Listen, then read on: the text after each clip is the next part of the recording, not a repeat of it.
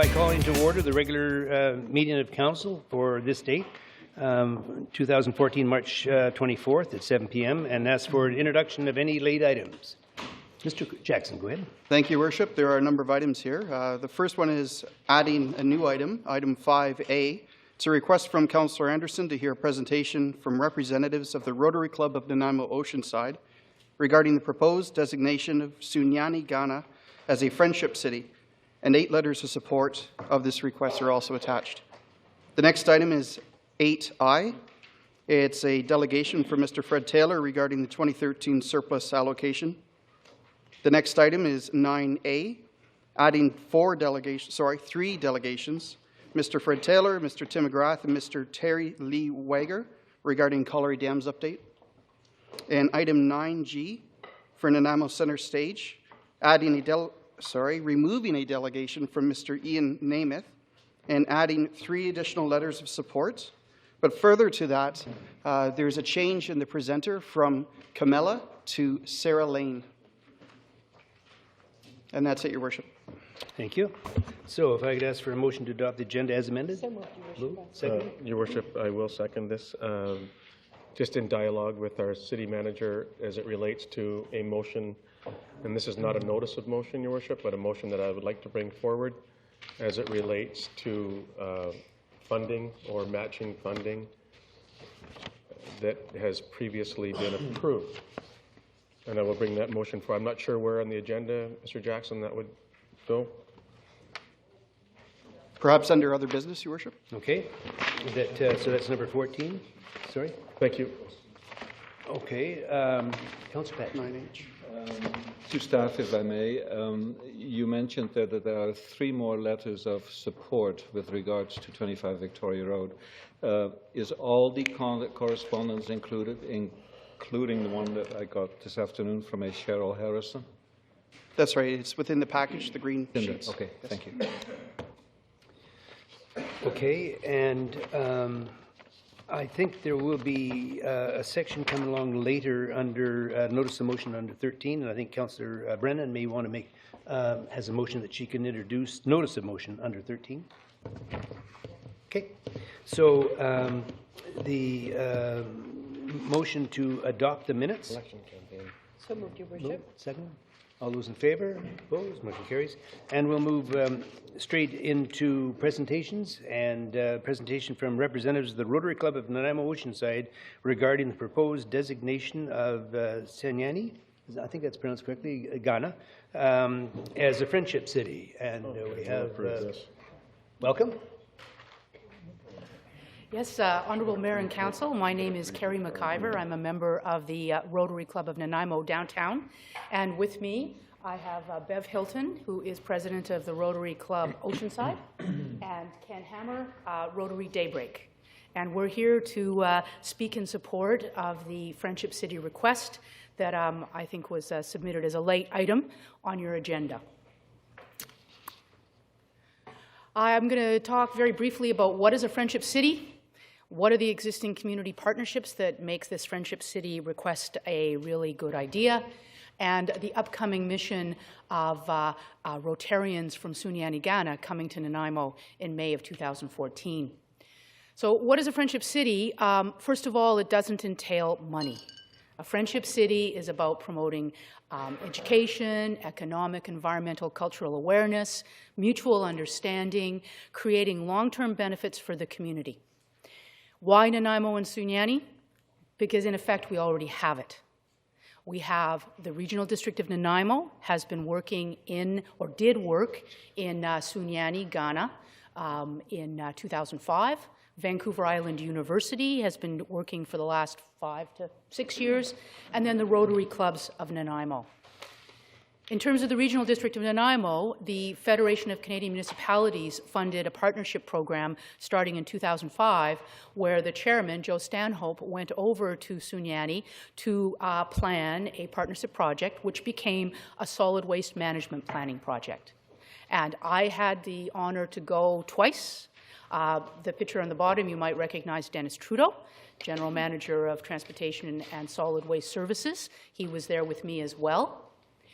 When Joe Stanhope came back from the first trip in 2005, he went and met with Vancouver Island University and said, you should get involved here as well.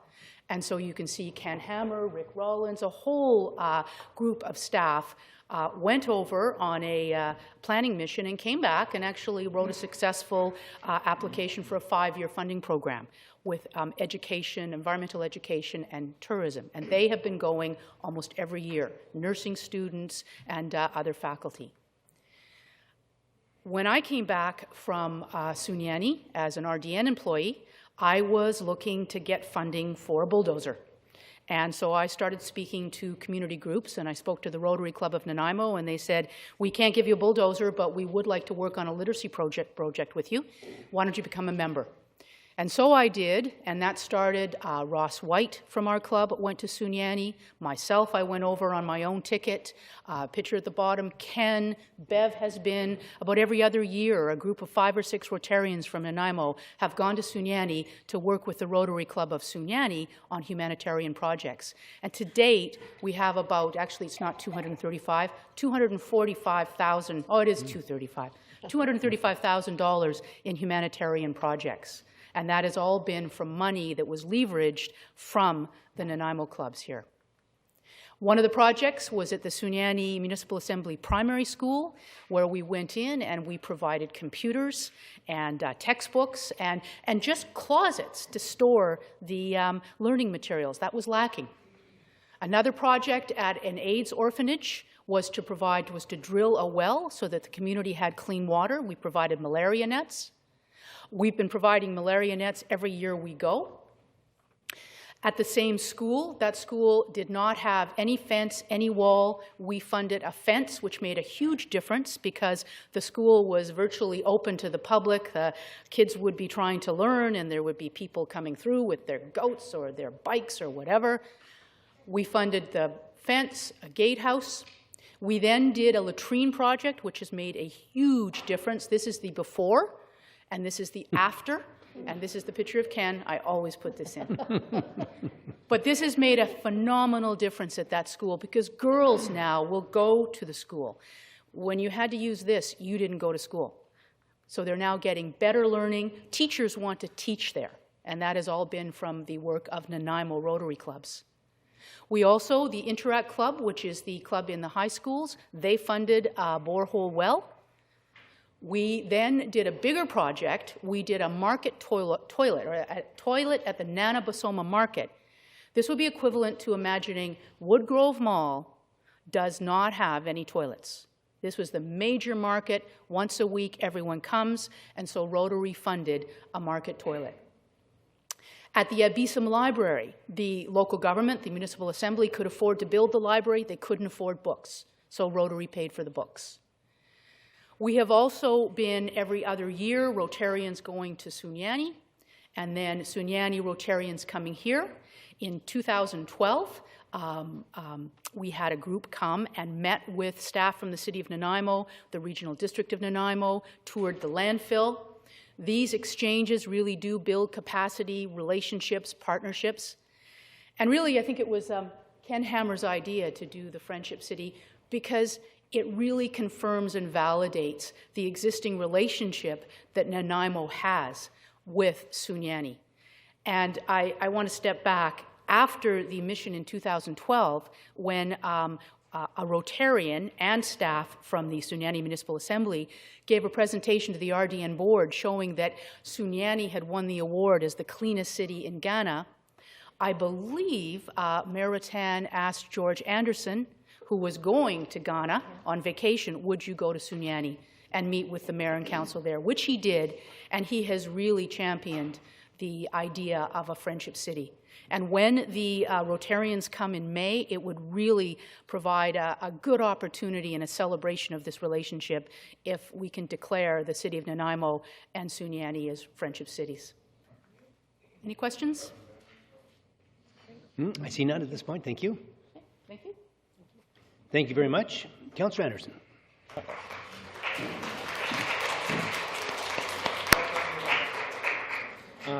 Thank you, Mr. Chair. Just through you to staff, what is the process if council wanted to look at adopting or entering into a friendship city with this community? If you could just provide that for me. Mr. Howard? Your Worship, council resolution that directs staff to proceed with corresponding with the municipality would be the first step. Okay. And I guess to you, Mr. Jackson, is it appropriate to make that motion right at this point? Certainly, if that's council's pleasure, Your Worship. Well, I believe it might be, and I'll turn it over to Councillor Anderson to see if you'd like to make that motion. Sure, I'll make that motion that council enter into a friendship city with Sunyani Municipal Assembly. And seconded? Discussion? Councillor Patchy. Thank you, Worship. Well, maybe Councillor Anderson wants to speak to his motion first before I... Did you wish to? Yes, if Go I ahead. may. Thank you, Mr. Chair, and thank you to the delegation that came to present. They've obviously done a lot of work and getting all of these support letters from Vancouver Island University, the Regional District of Nanaimo, the Municipal Assembly, and all the Rotary clubs, and just to show that how much money has been sent and has been provided to look at establishing these humanitarian projects should really be commended. And I think that what we can do in establishing better communications between our two communities, as it's been shown that there's been a long history between our communities, that we should enter into this agreement and make sure that we can continue to have existing communications and a long-standing friendship. So thank you for bringing this forward to council. Okay, Councillor Patchy. To staff, if I may, could you explain the difference to me between a friendship city and a sister city? That's number one. And number two, if we should pass this, are there any financial obligations that come with this? Mr. Howard. Your Worship, I don't have the council policy in front of me regarding friendship cities and sister cities, but off the top of my head, the sister city relationship is a greater commitment. There is some expectation of travel to and from each community. We generally don't pursue sister city relationships that often. The friendship cities are much more frequent, and there is no financial expectation. It's just a sign of friendship, and I believe we've entered into several over the past 3 to 5 years that have had no impact on the city's financial situation. Thank you.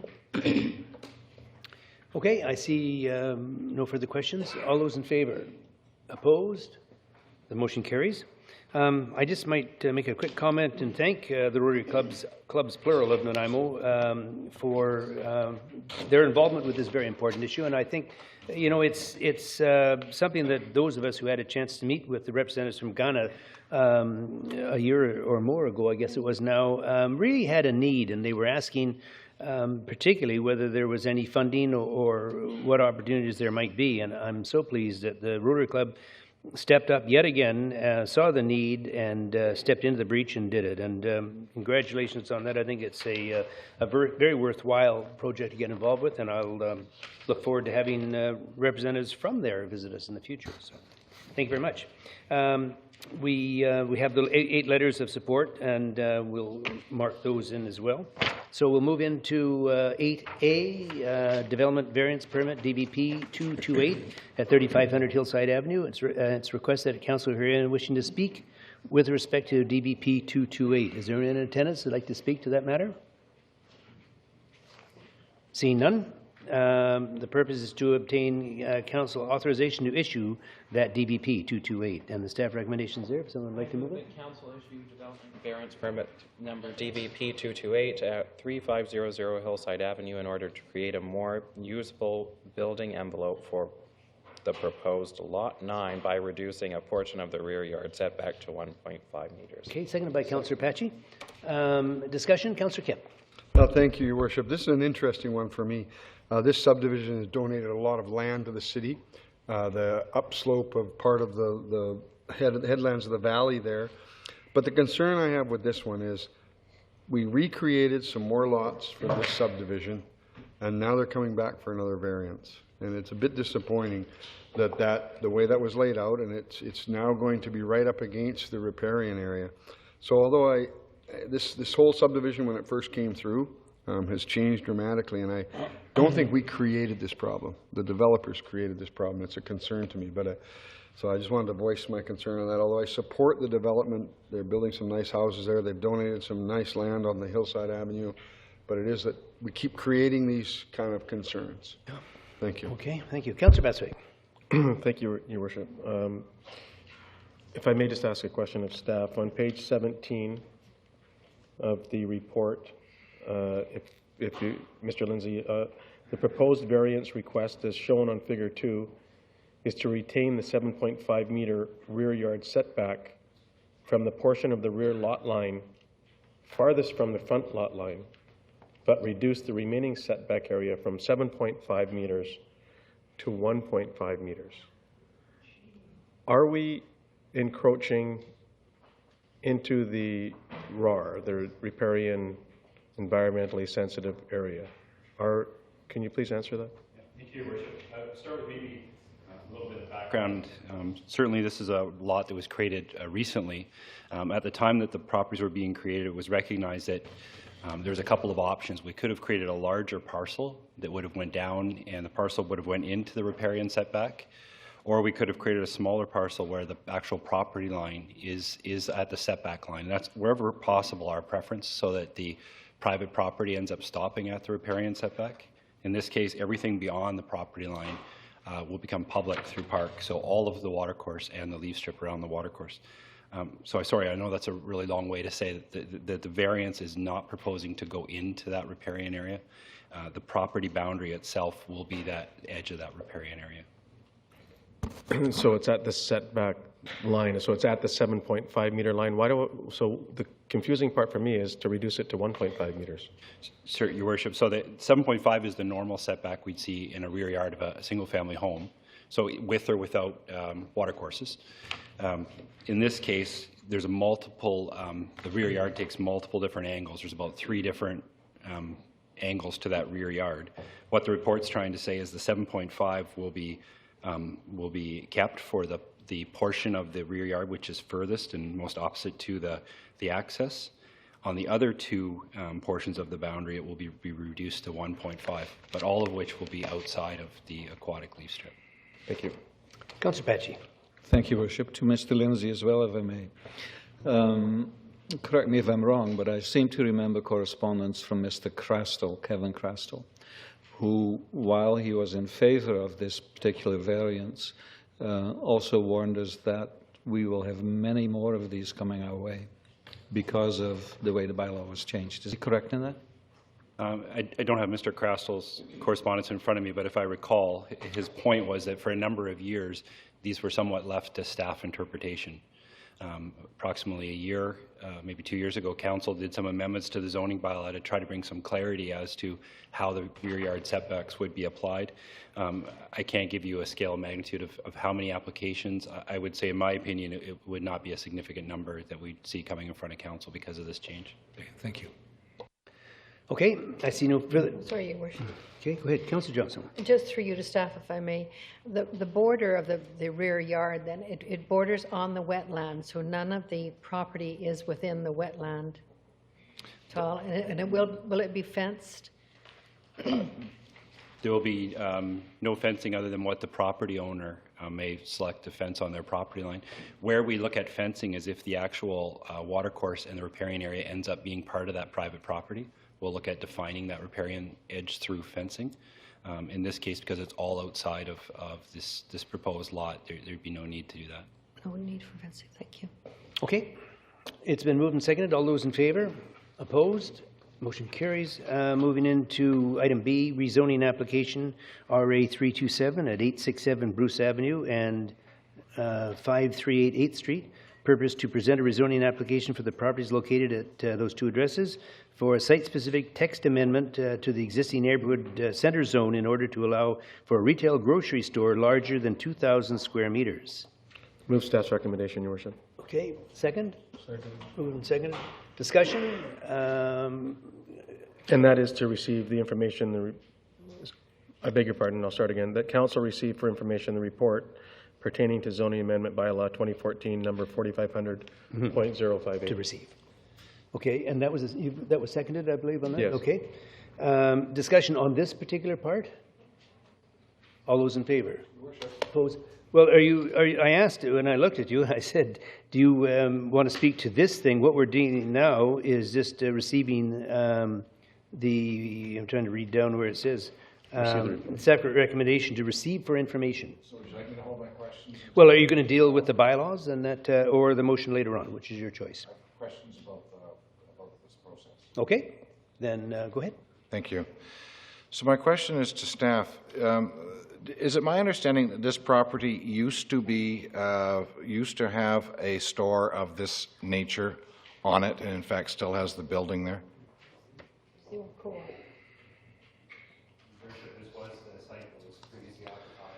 A number of years ago by the co-op grocery store, yes. The building does remain, yes.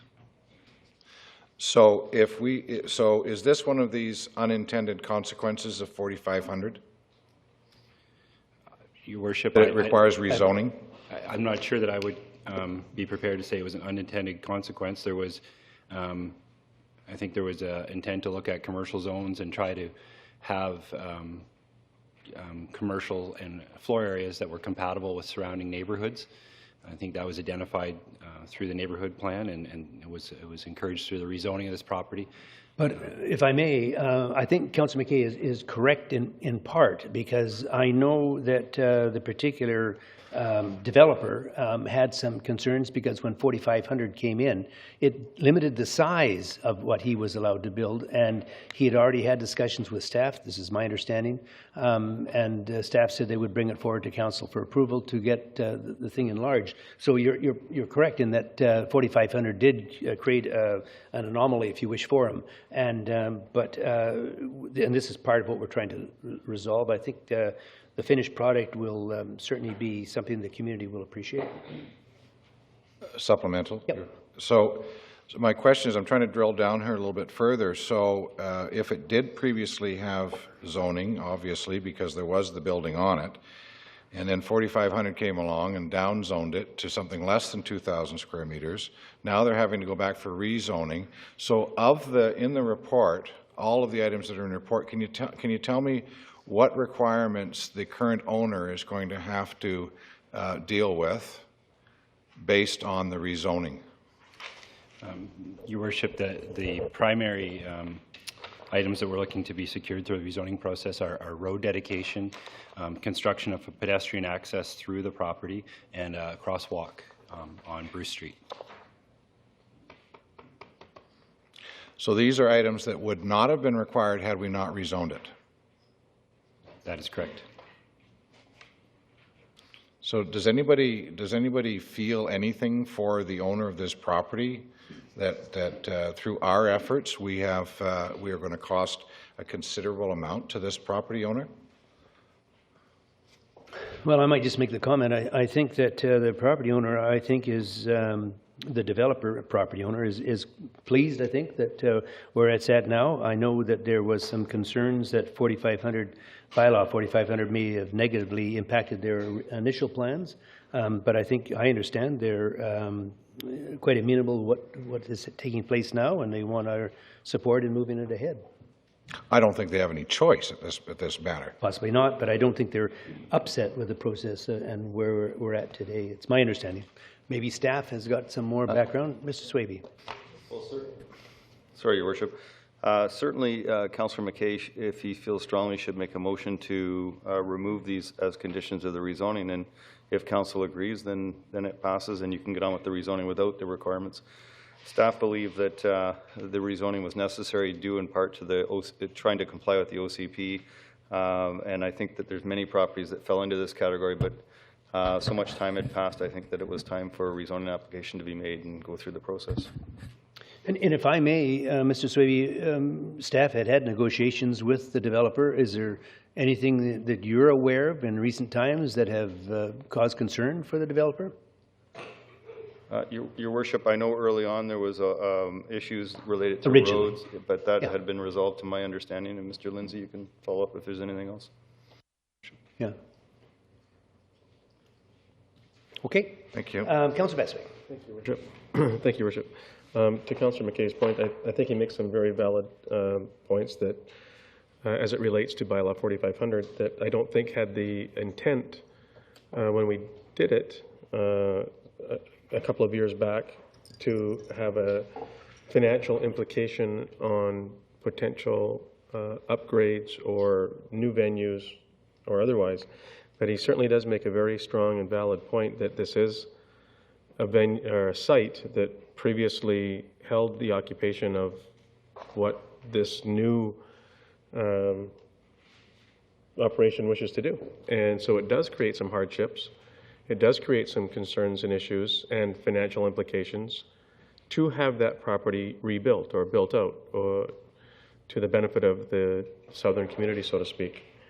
So I think he makes some really good points. I'm not sure if there's anything that we can do to mitigate the costs associated with this, but I think this is probably something that we may have missed when we were contemplating the impacts of bylaw 4500, and I know we've made several amendment changes to it since we've adopted it.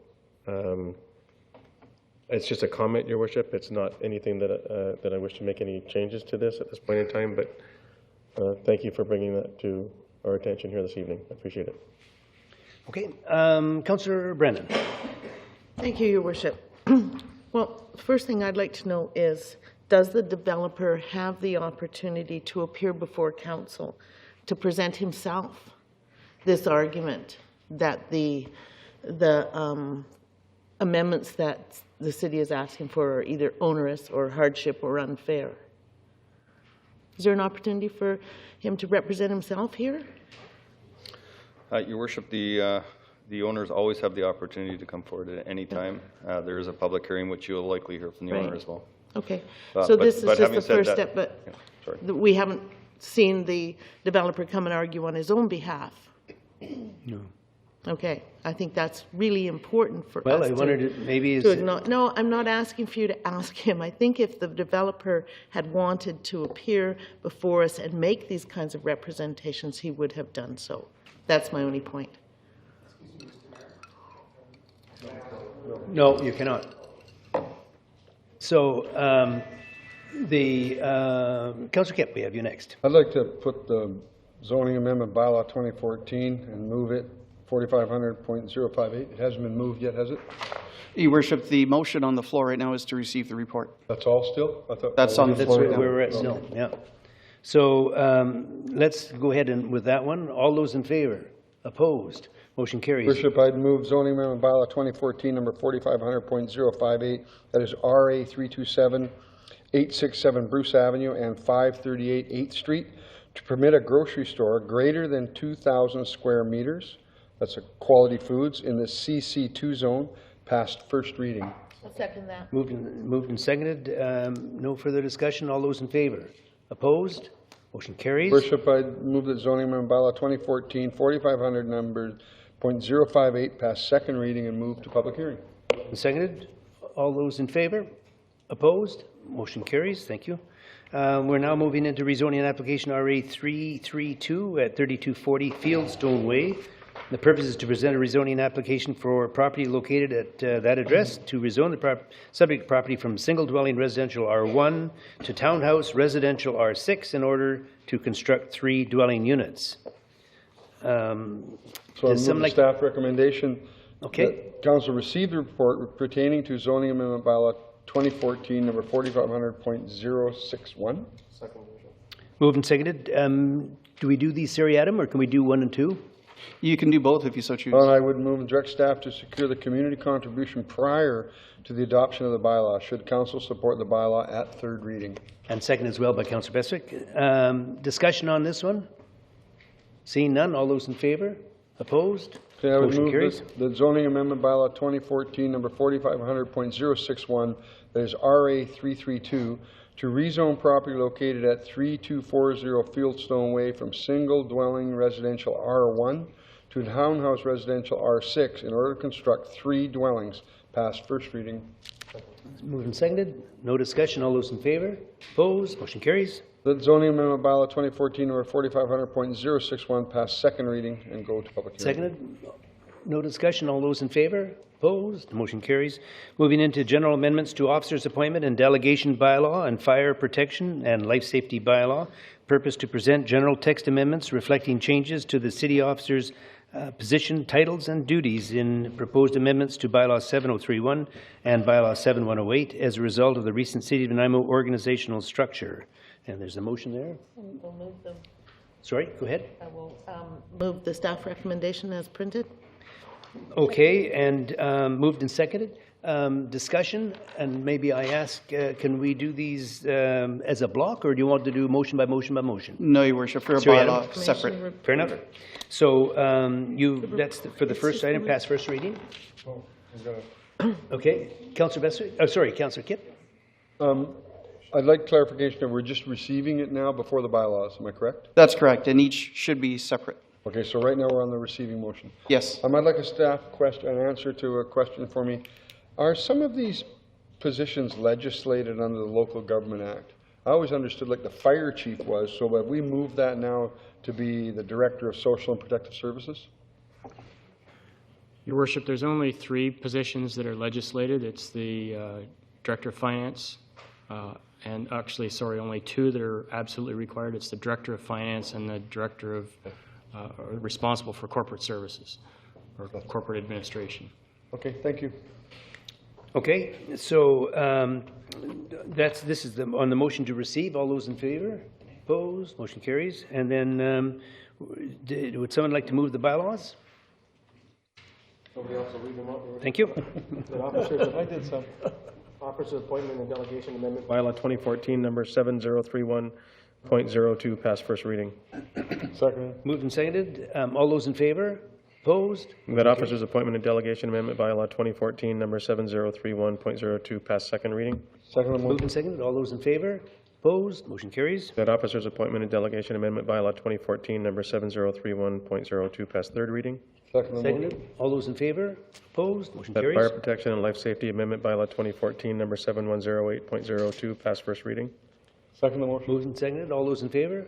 Opposed? That Motion Fire carries. Protection and Life Safety Amendment bylaw 2014 number 7108.02 pass second reading. Second Seconded. motion. All those in favor? Opposed? Motion carries. And that Fire Protection and Life Safety Amendment bylaw 2014 number 7108.02 pass third reading. Seconded. Second motion. All those in favor? Opposed? Motion carries.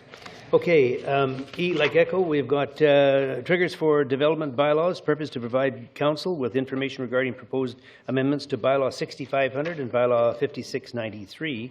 And the motion is before you there. I'll move staff recommendation that council support the proposed amendments and direct staff to prepare the amendments to the official community plan bylaw 2008 number 6500 and building bylaw 2003 number 5693 as outlined in the report. I'd like to speak to it if I could. Okay, is there a second? I'll second. Moved and seconded. Okay, go ahead, Councilor Kipp. Thank you, Your Worship. As you know in the report, the Works and Services bylaw was set up in 1993. I think the sprinkler bylaw was 2000 and something. I think it's really timely. The Development Process Review Committee looked over these issues and agree with the triggers. They weren't increased with the cost of living or anything over the last decade, so I think it's very timely. I support the motion. Any further discussion? Councilor Beswick. Your Worship, I'll just comment that the members of the committee that are in the industry also endorsed this increase in this proposal moving forward. So they have been consulted and they approve of same. Good point. Thank you. Okay, no further questions. All those in favor? Opposed? Motion carries. Move into unresolved building deficiencies. Notice on title, section 5.7. It's requested the council hear anyone wishing to speak with respect to unresolved building deficiencies for the properties listed below. And there is a motion rather that staff recommendation that council by resolution instruct the corporate officer to file bylaw contravention notice respecting the properties listed below at the Land Title and Survey Authority of British Columbia under section 5.7 of the Community Charter. And the first property I have here is 2259 Arbit Road. Is there anyone in attendance tonight that would like to speak to matters related to 2259 Arbit Road? The second property is 550 Ruby Crescent. Anyone in attendance tonight that would like to speak to matters related to 550 Ruby Crescent? And the third property is 560 Nova Street. Anyone in attendance would like to speak rather to matters related to 560 Nova Street? Seeing none, if somebody would like to move the motion. Move the recommendation, staff's recommendation. Moved and seconded. Discussion. All those in favor? Opposed? Motion carries. Move into the next item is increased membership. Sorry? No, my apologies. Move into, sorry, I lost my place here.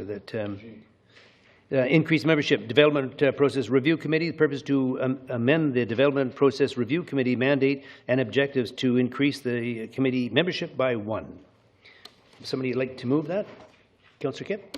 Oh, Your Worship, I move that Council amend the Development Process Review Committee mandate and objectives to include 1 additional member with a background in development financing. Okay, seconder? Moved and seconded. Discussion? Councillor McKay. Thank you, Your Worship. Can you help me with the process for nominations? I know you appoint, but how does one put forward nominations? Well, that's an interesting one. Mr. Howard, are you conversant on actual procedures on this one? It's done. Go ahead.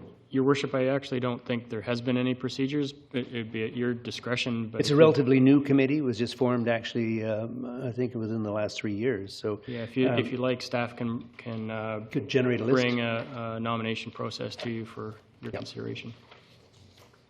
Okay. Thank you. So, Councillor Bessie? Thank you, Worship.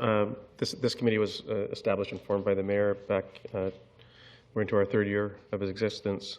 We're regrettably losing one of our original members who has provided us outstanding service and exemplary, exceptional work to the benefit of this city and our committee in particular, Ms. Maureen Pilcher. And as a result, we haven't made any adjustments or changes to our committee structure since it was formed. And this is our first opportunity, if you will, not necessarily by choice, but an area that we think that we need a little bit more expertise on the committee or panel, if you will. There's 3 members of council and 6 members at large that are appointed.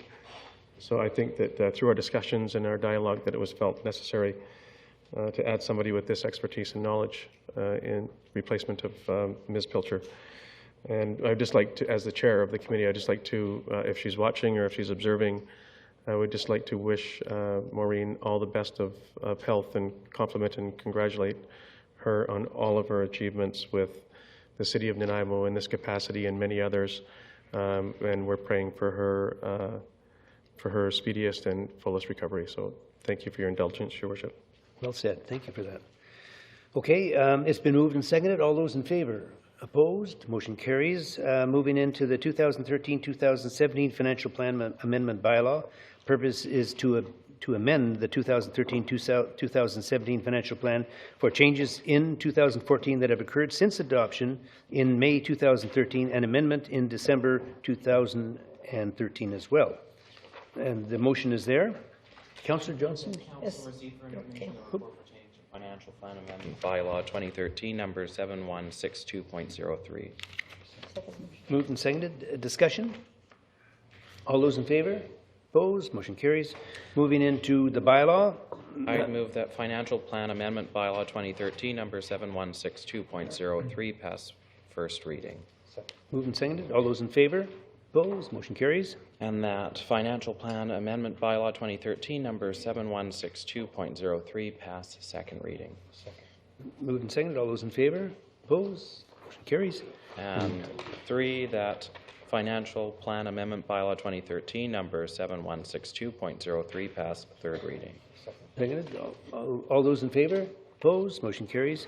Moving into item I, the 2013 surplus allocation, and this is to be introduced by Mr. Brian Clements, Director of Finance. And we do have the purpose to provide council with information on the allocation of the 2013 surplus, and we do have a delegation first. And so if you want to introduce it prior to the delegation, Mr. Clements, please. Thank you, Your Worship. This is a report that comes in some form to council every year. It comes out of our preparation of the annual financial statements for 2013. Essentially what happens is, as part of preparing the financial statements, we would identify how much money was surplus. I mean, the alternative would be that there would be a deficit, and we would hope that that would never happen, that the city would always produce at least some level of surplus. I guess in a perfect world, we would expend exactly what we said we would in the previous year, but that's not likely to ever happen. And we think that that we're generally likely to produce a surplus in and around the 2 or 3% mark, which is approximately where this is. What we've identified is a surplus of approximately $3 million. What we do first is we use money that we've identified to fund some retirement obligations, to top up some specific reserves we have for unpaid taxes and for uninsured claims, and if necessary, the snow removal reserve. And this year we thought we needed to add $50,000 to the Parks and Rec snow removal reserve because they had already virtually spent their 2014 budget. We'll draw that down at the end of the year. After we've done that, the remainder is $3.15 million. Of that, $50,000 went to the Parks, Recreation, and Environment Snow Clearing Remove Reserve. Most of it went into the General Capital Reserve, and we chose that reserve specifically because it leaves council with the flexibility to assign that to a project in the future. And that could be any one of the number of projects we've talked about as part of our budget in discussions that have no funding for them yet, such as potentially the Colliery Dam work or some of the other projects that were talked about by council. And $1 million was assigned to the RCMP reserve for ongoing police investigations, and I think council is aware of what those investigations are. And that seemed appropriate because the RCMP contract actually generated about $1.5 million worth of the surplus. It seemed appropriate to put that aside for their future expenditures. And that's, in a nutshell, what the report says, Your Worship.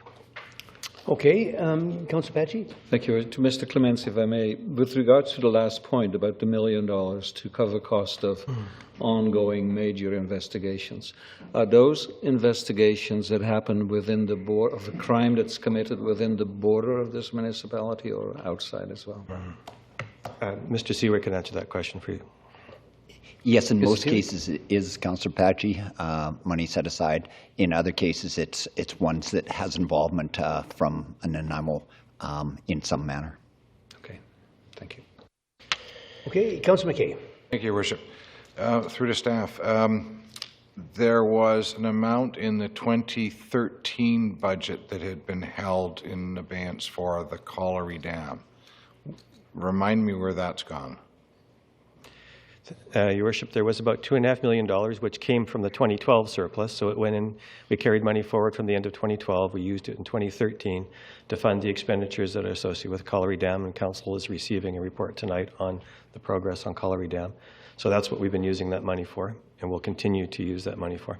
So there's $2.5 million there. So we've spent of that, and it leaves a balance of? The report before you tonight says we spent approximately 1.8 of that 2.5, leaving a balance of 700,000. That's projected to the end of April of this year. So there's no other reserves for Colliery other than that at this point? Your Worship, there are no other reserves specifically dedicated to Colliery Dam. Thank you. There are other reserves that we could potentially use for that purpose. Thank you. Councillor Kip. No, my question was asked about the extra money for the RCMP for investigations. I hadn't thought we had voted on that, but sounds like we had. Okay, I see no further questions. Oh, Councillor Besser, go ahead. Thank you, Richard. My apologies. I thought I was on. I have a couple of questions to staff. As it relates to the RCMP, so this $1 million will increase the reserve to $2.5 million in the RCMP reserve? That's correct. The $1.5 million that's already in reserve for the RCMP is being held while we're waiting for the outcome of a federal court case on paying some back pay to the members of the RCMP. If the current verdict is upheld at the Supreme Court of Canada, then we would not need that money to fund that expenditure, and Council would have the ability to reallocate that. If the verdict is overturned, then we would need to have some money to pay back pay to officers. And this goes back, and I can't remember the years, but it's several years ago now. And the additional $1 million of allocation this year is something that we decided to do when? Well, Your Worship, the investigations are happening, I believe, and Mr. Seawood can comment on that. As far as allocating to that, the decision is we as staff have allocated to that purpose. It's a completely reversible decision. As part of preparing the financial statements for our auditors, we need to make some decisions about how to allocate things to reserves. We believe this is appropriate, but council can change this decision in 2014. Thank you. So if I recall, we had opportunity to, about 8 weeks or 9 or 10 weeks ago, in the form of a presentation from the RCMP department, to increase for this purpose by $1 million, which I believe we opted not to do. Now, am I understanding correctly that we're opting in by virtue of accepting or approving this recommendation of the surplus allocation? I can answer that. Go ahead.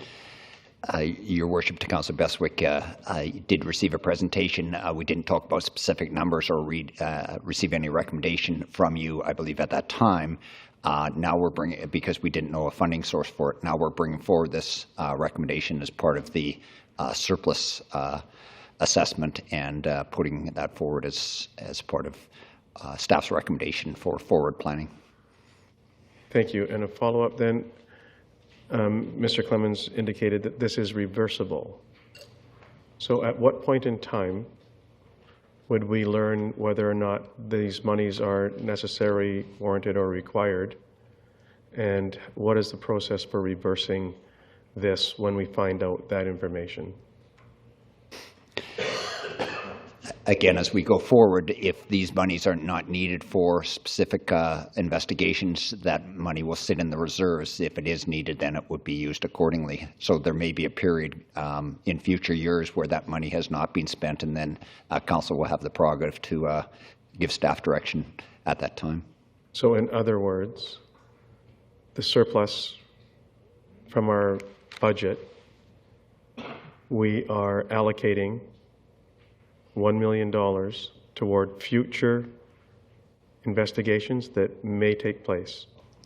And if those investigations, which we don't know, may not take place, when do we choose to take money out of surplus that we've garnered from our taxpayers to put toward other uses, imminent uses, that we don't need to forecast or blue sky? We can say, we need this amount of monies to do this project or contribute to or reduce our taxes by or otherwise, than putting in the neighborhood of, well, not in the neighborhood, $2.5 million in reserves. And then I go further through the report, and our investments, which we bulleted on page 52 at the bottom, are investments of monies that we have in surplus, of one source of revenue generation, is down by $235,000, which no fault of anybody's, but it's down $250,000 in our investment portfolio, so to speak. So I have trouble with the fact that just several weeks ago we didn't give direction. The direction that we gave was no. We didn't approve to add any monies to this request. And here now, the surplus allocation, we're agreeing to put it in there, to park it there, in case we need it. I don't, and members of my colleagues can correct me. I'm sure I stand corrected, but that's what I thought that we did 10 weeks ago or thereabouts. I'll answer the first part of that question, if you wish, is that the money mentioned, the $1 million, is projected for 2014 and 2015. Therefore, that's why we're bringing it forward.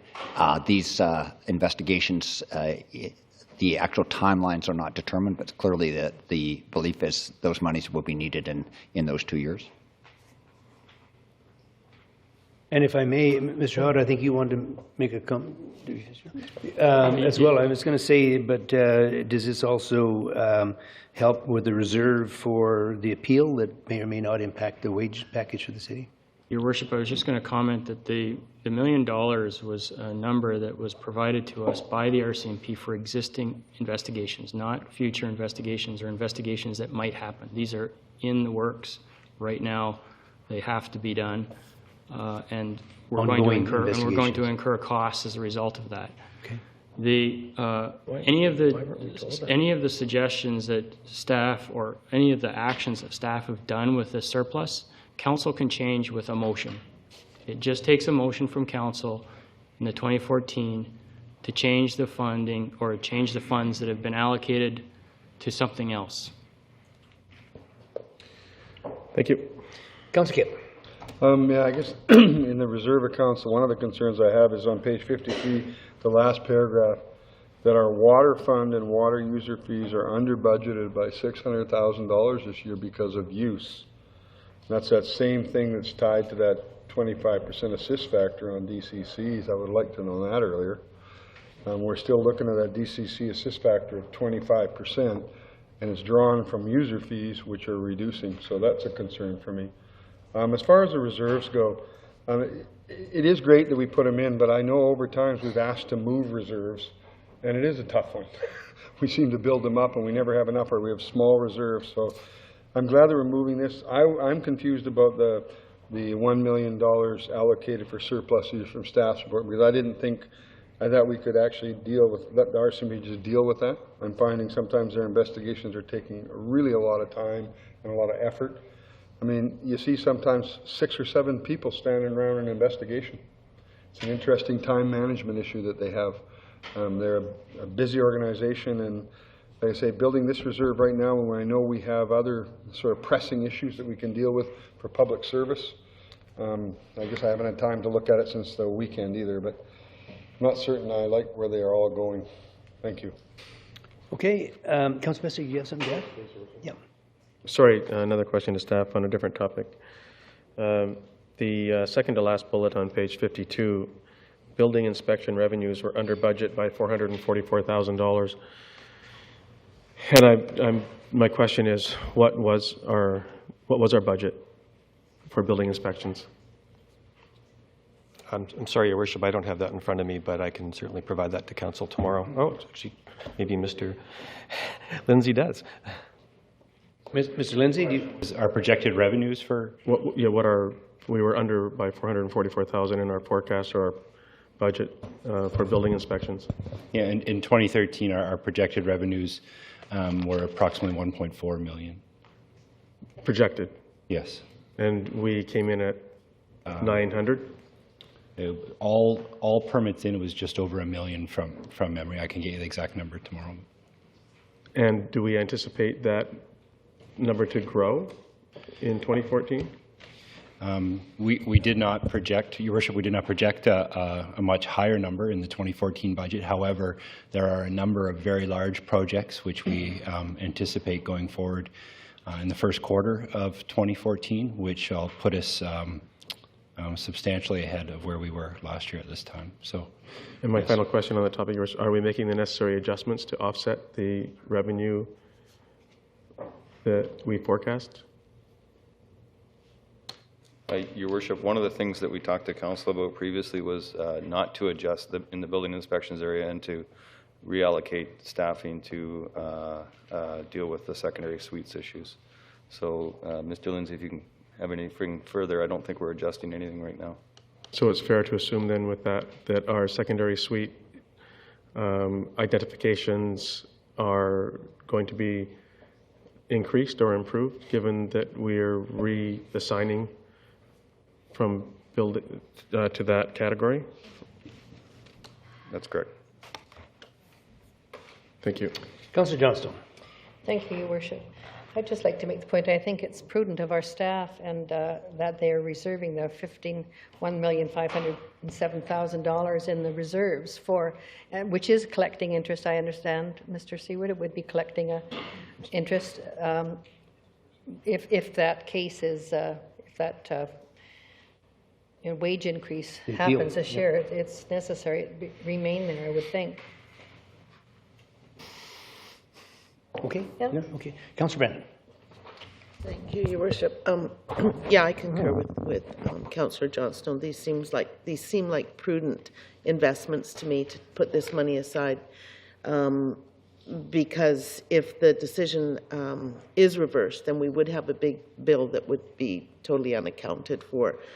That seems to me not to be prudent business practice. And on the ongoing investigations, I think that, well, maybe not on a frequent basis, but on a regular basis, we read stories in the newspaper and across the media about how a case or an investigation from a couple of years back or 3 years back has finally resulted in an arrest or a conviction. Those are the kinds of things we want to see happen, and we actually need to pay for those things. So it's in my view, a good investment again. I just wanted to ask about these changes that we made earlier to the for triggers to the development bylaws. I mean, is this going to result in lower funds in that development budget? Your Worship, we would not anticipate that it would result in decreasing funds into the department. It simply triggers whereby property owners are looking for either upgrades, renovations, or additions to their existing buildings. So, in fact, it may result in more permits. Okay, because the way I read it, the way I'd understood it, and I obviously misunderstood it, was that in the past, when there was a proposal to do a reno or an addition that was going to cost about $100,000, it would trigger a development permit then. But that this new policy wouldn't trigger it until 150, which led me to believe that the ones at 100 would no longer require building permits. So I misunderstood that then. Sorry, Your Worship, I was speaking more directly to the building permit upgrades. There may be less development permits. I was speaking to the fees generated through building permits. Okay, thank you. Okay, I see no further questions from council. We do have a delegation. Mr. Fred Taylor.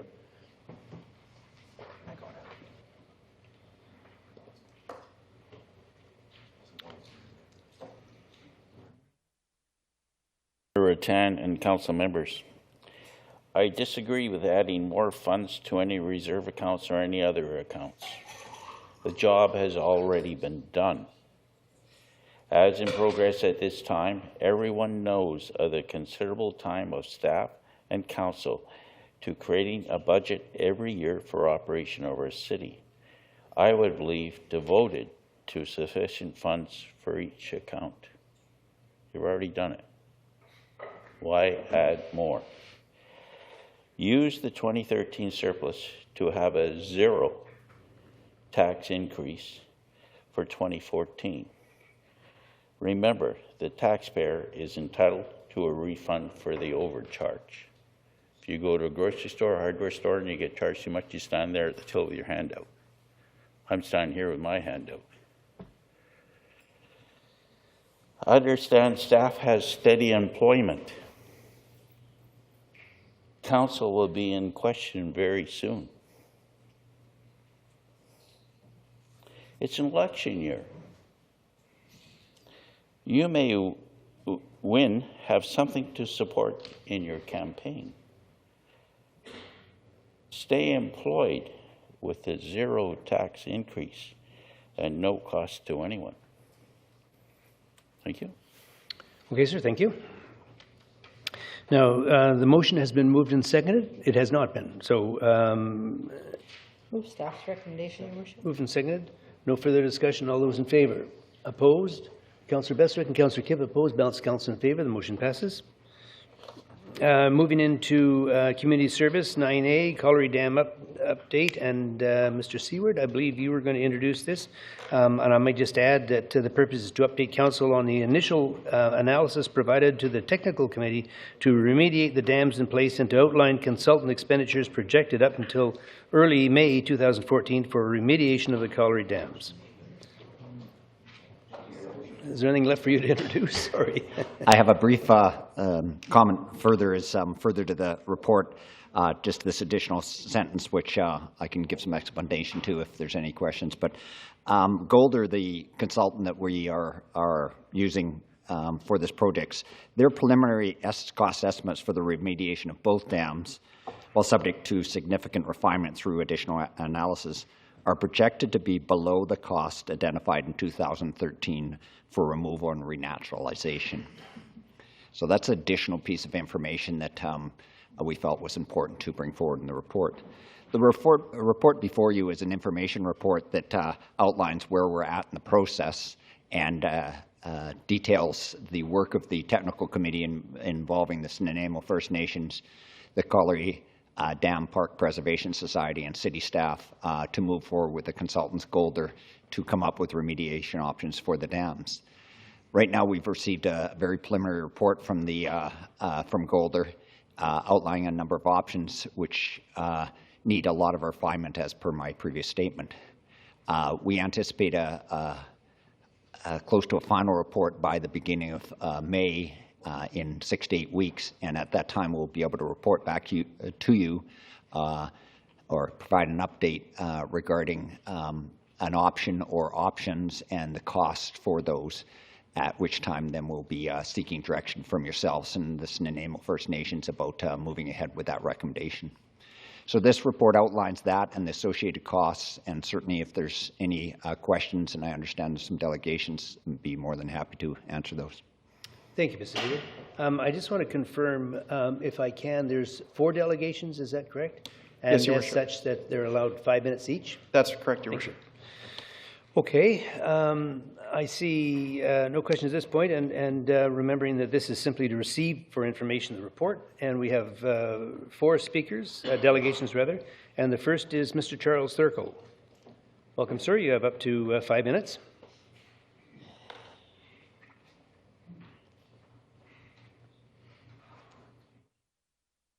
Mayor and Council, for this opportunity to speak yet again on a subject that has been going on for far too long.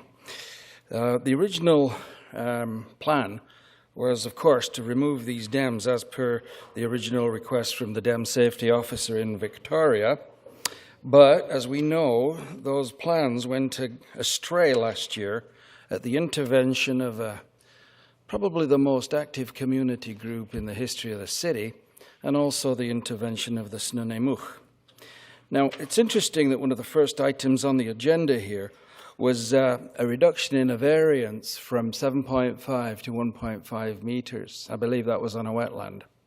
Harewood No, actually it wasn't a wetland. It approached but did not enter the wetland. But it was still a variance change. It was a variance change, but it did not go into the wetland. It didn't go into the wetland. It's 1.5 meters from it. Is that correct? That's correct. No. Well, it's Well, I was anyway, going to say, Harewood is one of the oldest communities in the city. There's 150 or 160 years of development, and successive councils have been very generous with variances. And as a matter of fact, I don't think I can remember a situation where a variance on a stream allocation was actually denied. And as a result, we've got 160 years of development with houses crowding closer and closer into the streams, not just the Chase River, but the Cat Stream. And probably the worst example is a house just below Bruce Avenue, where the owner has put riprap into the creek because his house is 5 meters from the top of the bank. And he's not the only person who is well within the floodplain, well within the riparian zone, and there are probably 100 houses in Harewood that if we were wise and council actually did act in its wisdom of the day, a lot of those houses would not have been built. But they are built, and so is John Barsby School. So we have to deal with that. Not only are we being asked to perpetuate the 2 most hazardous consequence structures in the province, we know that the damage would be in the order of $50 to $100 million, and that there could be a loss of life in the area of 100 to 150 people. So we're not just building too close to the rivers, we're actually perpetuating a problem that we ourselves have created. We, us, built the dams over 103 years ago. They haven't been used since 1953, and as the previous city manager put it very, very clumsily, the city has no further use for them other than their aesthetic appeal. We've had several studies done on these dams. Golder in 2003, EBA in 2010 looked at their seismic stability, and Associated Engineering in 2012 looked at the inundation. And now we've got Golder going a second round on the 4th, 5th, or 6th. I've lost count of how many studies. And it started last year, and it's going on and on and on. How much more information do we need? So I understand from the latest report that there is, in fact, rebar in the dams, and the concrete looks good. If you care to do some research, you'll find it was the first construction project in this area where a cement mixer was used. That speaks well for the work that was done. But if the dams are replaced or repaired, how long will those repairs and replacements last? I read somewhere that if the dams were completely taken apart and the new dam built, that it would last for 80 years. 80 years. The existing dams were not built to the same code as the new dam would be, and it's already been there for 103 years. Now, where did this take us? Where did it come from here? Because I went to a meeting in 2012, and I was invited by city staff to attend the first meeting, a round table on the removal of these dams. So I've been involved from, if you like, day one. I must say at that meeting I was impressed by one thing. City staff actually thought it was going to be business as usual and it was going to happen without too much problem, with no back pressure or resistance from the community. And it might well have been, but as we now know, that did not happen. Council has been coerced into not removing these dams, into leaving them in place. Anyone associated with leaving these dams in place carries on the burden of their shoulders responsibility for anything untoward that may happen in the future. I know that some of you have already had phone calls from parents who say that if their children die, they will hold you responsible, and they should.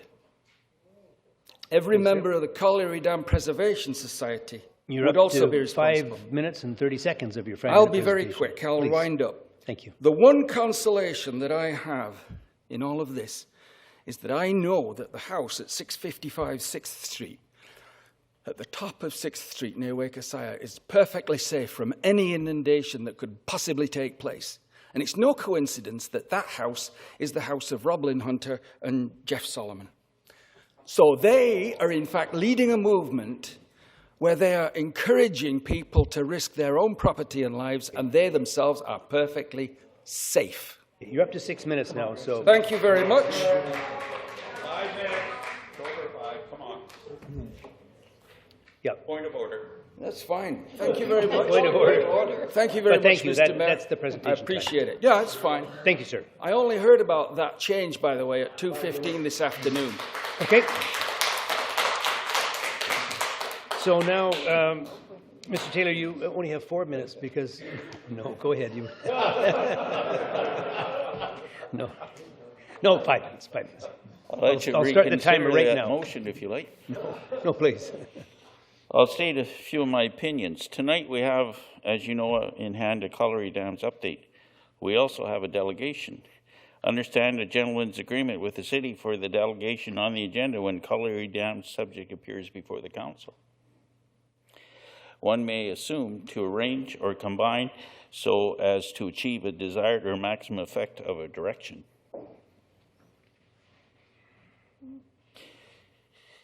This procedure should be available to everyone. In other words, I can give my list tomorrow as to what ones I want to appear when they come on the agenda. I'll get a phone call that are there.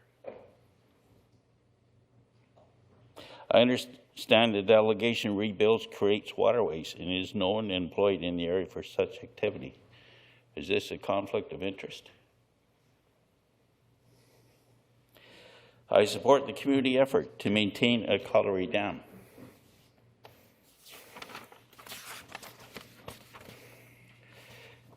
Here appears a true, unknown, projected expenditure I would support with the overpayment of my 2013 taxes.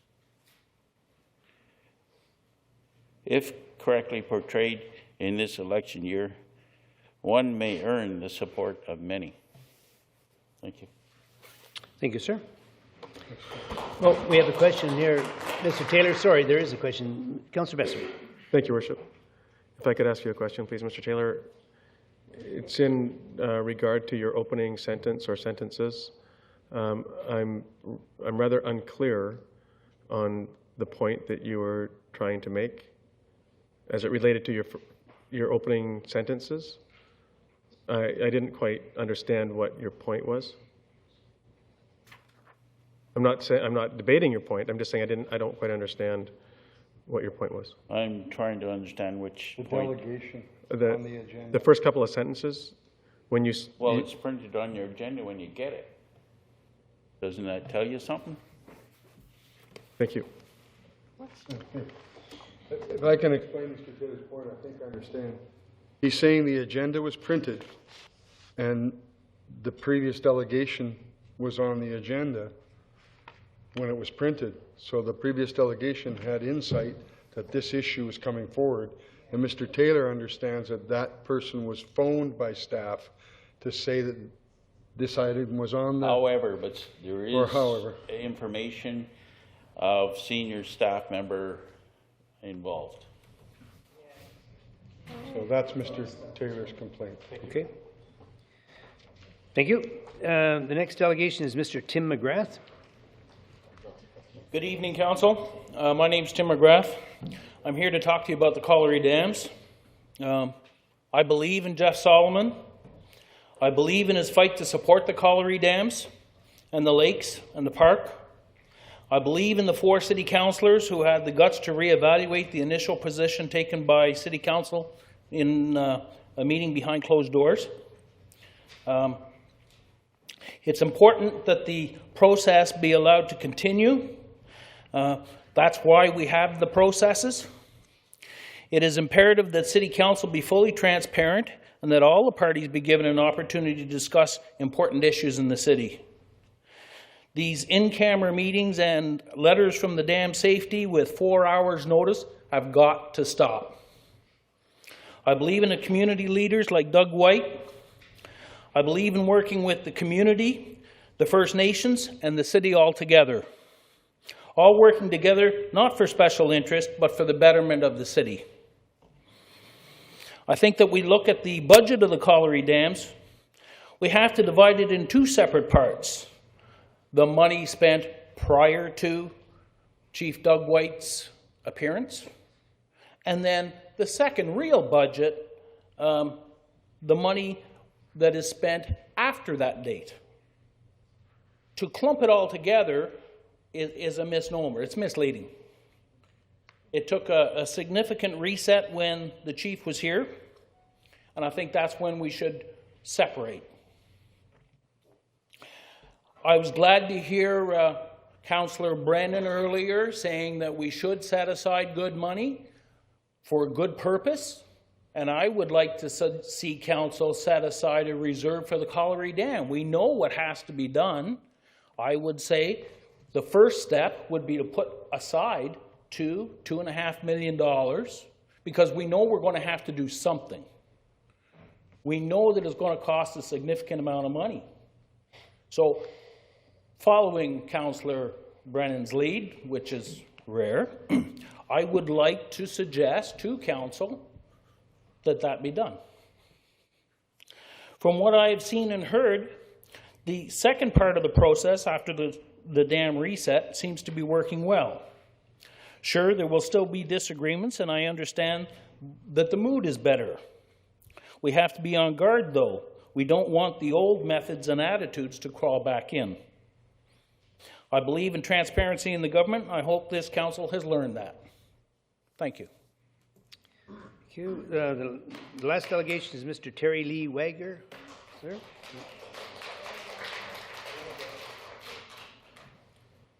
Hi, thank you. Now, as you may know, I'm part of the society. I'm one of the directors of the Colliery Dam Park Preservation Society. But I'm not here with any kind of official statement from them or any pronouncement of any kind like that. I'm just here to speak from the heart about my own impressions about the process so far. And I'd like to start by thanking you all for voting unanimously to approve a more positive process, one that will, hopefully result in everybody being more or less satisfied. And I'd also like to thank Toby Seward. I've had a little bit of experience with him because I was privileged to be involved at the beginning of the process to come up with a technical committee. And I saw that, Toby, you were very responsible and dedicated to your job, but he is also easy to work with, and that's what we need. We need to work together to come up with a solution for our community.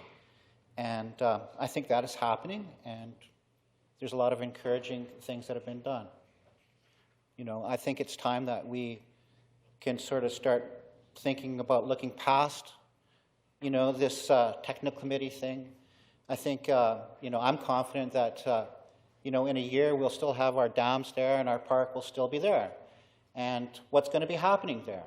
Well, a lot of things could be happening there. It's not just a recreational area. It's not just there to satisfy a few people that want to go for a swim now and then. It's not just there so that people can go catch some fish. It means a lot to a lot of people. It's been meaning a lot to families for over 100 years now. There's several generations of people that have been going up there for their whole lives. It means a lot to people. But not only that, it is also, if worst came to worst, and if there ever was a giant earthquake, it could happen, a volcano could blow up, who knows? These things could happen. Well, odds are that dam will still be there, and it will have that water in it. And we might just need it. That's one thing. But more than that, it's a community social event place. All kinds of things can happen up there. There's a movement in this town right now to, get tourism moving along. That's supposed to be where our economy is going to grow, tourism. We're building that big hotel to bring in a bunch of Asian tourists. Great. What are they going to do? Are they going to leave Nanaimo and go to Port Alberni or Tofino or up to Strathcona Park or wherever? Or do we want them to do something in Nanaimo? And what is there to do in Nanaimo? Well, there's various things. But what I would like to see happen is some things done up at the park. The fact is, Colliery Dams Park is a significant historical site. Nanaimo hasn't got a very good record for preserving the heritage sites in it. Like the dams and the park are one of the very few places left that has any link to our coal mining heritage. That's what Nanaimo is. It's an old coal mining town.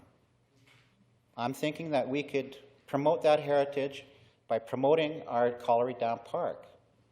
I would like to see some sort of, I hesitate to say theme park because that brings to mind Disneyland, but some sort of a heritage park like what they do in Fort Langley or where I'm from in Edmonton, Fort Edmonton Park. The fact is there's some historical value there and there's some heritage value there. I think we could exploit that to make money. And that's what we want, right? We need money for our town. People will pay taxes. We'll be able to do good things. So it's more than just a fishing hole. I want to, that's really important for me to get across. It's not just, something that is at the convenience of a few people. It's something that can be good for all of us. It's a community involvement thing. For instance, at the end of this month on the 30th, a bunch of people have got together to have a charitable event up there where we're going to be helping the Tillicum Lelam Aboriginal Friendship Center raise some money for their child care center. And, it just started with a few people that wanted to go up there and jump in the dam and get some sponsorship to raise money. Now we've got probably 20 people, including a couple of you, city councillors. Thank you very much, Fred Padgey and Bill McKay, for agreeing to jump in the lake with us. And, as far as it goes, I've also invited Doug Rotley, and he might show up too. We've got a bunch of people from 9 years old up into their 70s. And that's what the dams means to me. It means it's a place for us to, increase community awareness, community participation, and, you know, grow together instead of fighting about, you know, stuff all the time. Thank you. Good point. Thank you. Well, thank you, sir. Very, very interesting presentation. I appreciate that. And, you know, I just want to, first of all, thank our staff and Toby Seward in particular for leading the charge. And I know Mr. Hickey, Tom Hickey, and some of the others have also been heavily involved in this long and tiring issue. But I see an end coming, which is nice. And, I think it's important not only to thank our staff for really the difficult job that they had in trying to work through the issues. But, you know, all the people that were involved, certainly the Colliery Dam Preservation Society and Chenemo First Nations have worked hard to, and very harmoniously, I want to point out, to see a solution here. So my appreciation to all the people that have worked now in the process and the new process, and I think we're going to see a very positive outcome to that. So the motion that council receive for information the report regarding the Colliery Dam. So moved. Moved and seconded. No discussion. Councillor Kip, do you want to have a go? Yeah, I'd just like to say, even to Charles, thank you for your passions. The man has done a lot of stuff in the community for a long time. He cares about the fisheries and that. Doug White took a big step coming forward to council because the First Nations has trouble supporting dams or supporting things from the coal mining days. So this has been a tremendous sort of process that I've watched over the last couple of years.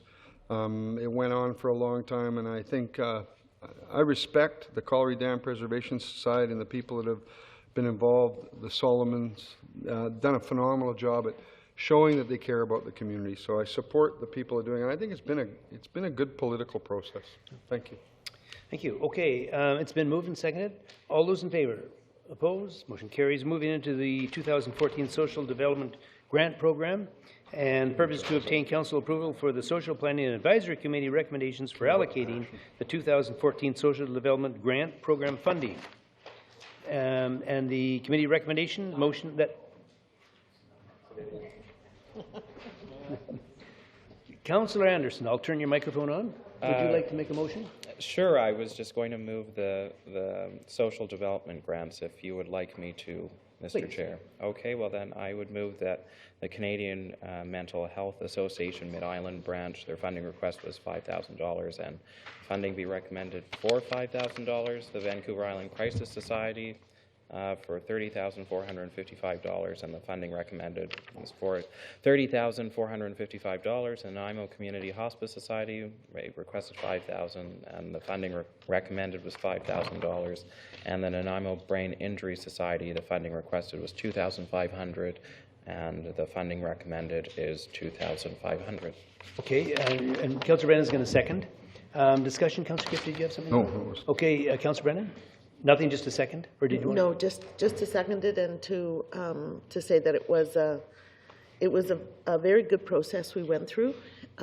We had an initial presentation from the Island Crisis Society to talk to us about suicide and where the gaps in service were and where VIHA wasn't assisting with any funding. And then we went into the process where we called for proposals. And these 4 proposals really stood out as outstanding. And so we were really happy to make this recommendation to council. Good. Thank you.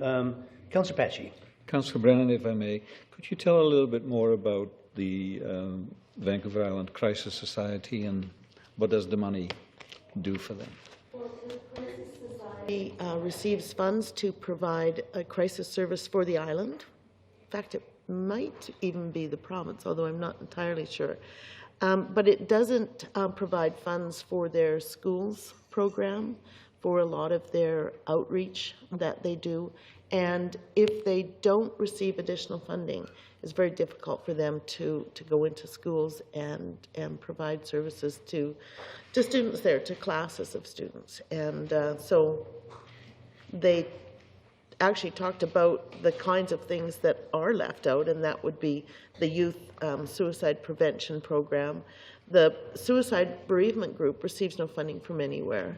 And Clara's Big Ride is it's educational, but it's also intended to encourage people who have depression and to show them that you can have relief and you can have recovery. And so we really wanted to help support that. And the life after brain injury, suicide is higher among that population. And so the Brain Injury Society was really eager to be able to start programs for the population they serve. So I think the money is really will be really well spent if it's passed this evening. Thank you for that. Thank you. Councillor Anderson. Thank you, Mr. Chair. I would just go further on to Councillor Brennan's comments that the Social Planning Advisory Committee's goals during this term was around social isolation, and so that's where suicide prevention came up. And we did have the Vancouver Island Crisis Society come and present to Council, and one of the things that we found that was quite remarkable was the high suicide rates amongst young males. And so one of the things that this organization does is go in and look at at-risk youth and try and help them with the issues that are within their life, and also to help reduce the rates of suicide within those populations, because we continue to see increased suicide populations amongst youth, and that's what the committee found was an important initiative that we should try and do what we can with this grant funding to try and combat that. So. Thank you. Councillor Johnstone. Thank you, Your Worship. Just through you to one of the members of the committee, Councillor Brennan, is the Vancouver Island Crisis Society affiliated in any way with the Kids Helpline? I don't think so. I think that they were selected in several years ago to amalgamate all of the services on the island under one society. We used to have our own crisis society, so did Victoria, Campbell River, and it's now been amalgamated into one service, and that's provided by Vancouver Island Crisis Society, and it is not involved with the Children's Helpline, so far as I know. Thank you. I think George concurs. Thank you. I see no further questions, and the motion is the council will approve the social development grants for 2014. All in favor? Opposed? Motion carries. Moving into the property maintenance bylaw 1990, number 3704. It's requested that council hear anyone wishing to speak with respect to property maintenance for the property listed below. And the motion that council pursuant to property maintenance bylaw 1990, number 3704, direct the owners of 60 Princess Street to remove discarded household garbage, household items, wood and wood debris, tires, garden debris, and miscellaneous debris from the premises within 14 days. The work will be done by the city or its agents at the owner's cost. The pictures are behind us now, and I just have to ask if there's anyone in attendance who would like to speak to matters related to 60 Princess Street. I move the recommendation. Second. Okay, it's been moved and seconded. No discussion. All those in favor? Opposed? Motion carries. Moving into D, unauthorized suites in single-family dwelling. It's requested that council hear anyone wishing to speak with respect to unauthorized suites for properties listed below. And again, the purpose is to obtain council authorization to order removal of unauthorized suites at 79 Howard Avenue and 6715 Applecross Road. The staff recommendation that a motion that council pursuant to section 72 and 73 of the community charter order the owners of the following properties to remove the unauthorized suites or bring the properties into compliance within 30 days. The first property is 79 Howard Avenue, 2 unauthorized suites and a single-family dwelling. Anyone in attendance tonight that would like to address matters related to 79 Howard Avenue, I guess it is. And the second property is 6715 Applecross Road, unauthorized suite in a single-family dwelling. Anyone in attendance tonight that would like to speak to matters related to 6715 Applecross Road? And seeing none, if somebody would like to... I move staff's recommendation, Your Worship. Okay, moved and seconded. Discussion? None. All those in favor? Opposed? Motion carries. Moving into item E, Hammond Bay Road sidewalk and bike lane tender. Purpose is to advise council of a public tender call of $250,000 and above in accordance with the city's purchasing policy, and the motion that council receive for information the report regarding the Hammond Bay Road sidewalk and bike lane tender. I move that council receive for information the report regarding the Hammond Bay Road sidewalk and bike lane tender. Is there a seconder? Second, Your Worship. Moved and seconded. Discussion, Councillor Bestwick. Thank you, Your Worship. The staff's recommendation is that council receive for information. Correct. I just have a couple of questions, if I may. It's on the south side of Hammond Bay sidewalk, I get that, and the bike lane, I get that. Is the pedestrian component to cross the street signalized? So I understand that we're going to put a crosswalk there. Is it a signalized pedestrian crosswalk? Does it have flashers, or how will it be designated? Pedestrian flasher type system. So by the person crossing the street, okay, thank you. Councillor Anderson, did you have anything? Nope. Oh, I did. I just wanted to say that I guess I'm taking off. There we go. I'm happy to see that this is coming forward and seeing that the city's adopting more of a complete street model, and that we're realizing that roads are not just made for cars, that they're also made for pedestrians and cyclists. So I think this is a good thing. Thank you. It's been moved and seconded. All those in favor? Opposed? Motion carries. Moving into coal mines investigation study to be introduced by Mr. Rosen, the acting senior manager engineering, and the purpose is to present council with a proposal to study the risk associated with abandoned coal mines. So, Mr. Rosen, you're on. Thank you. Can you hear me? Yes, we can.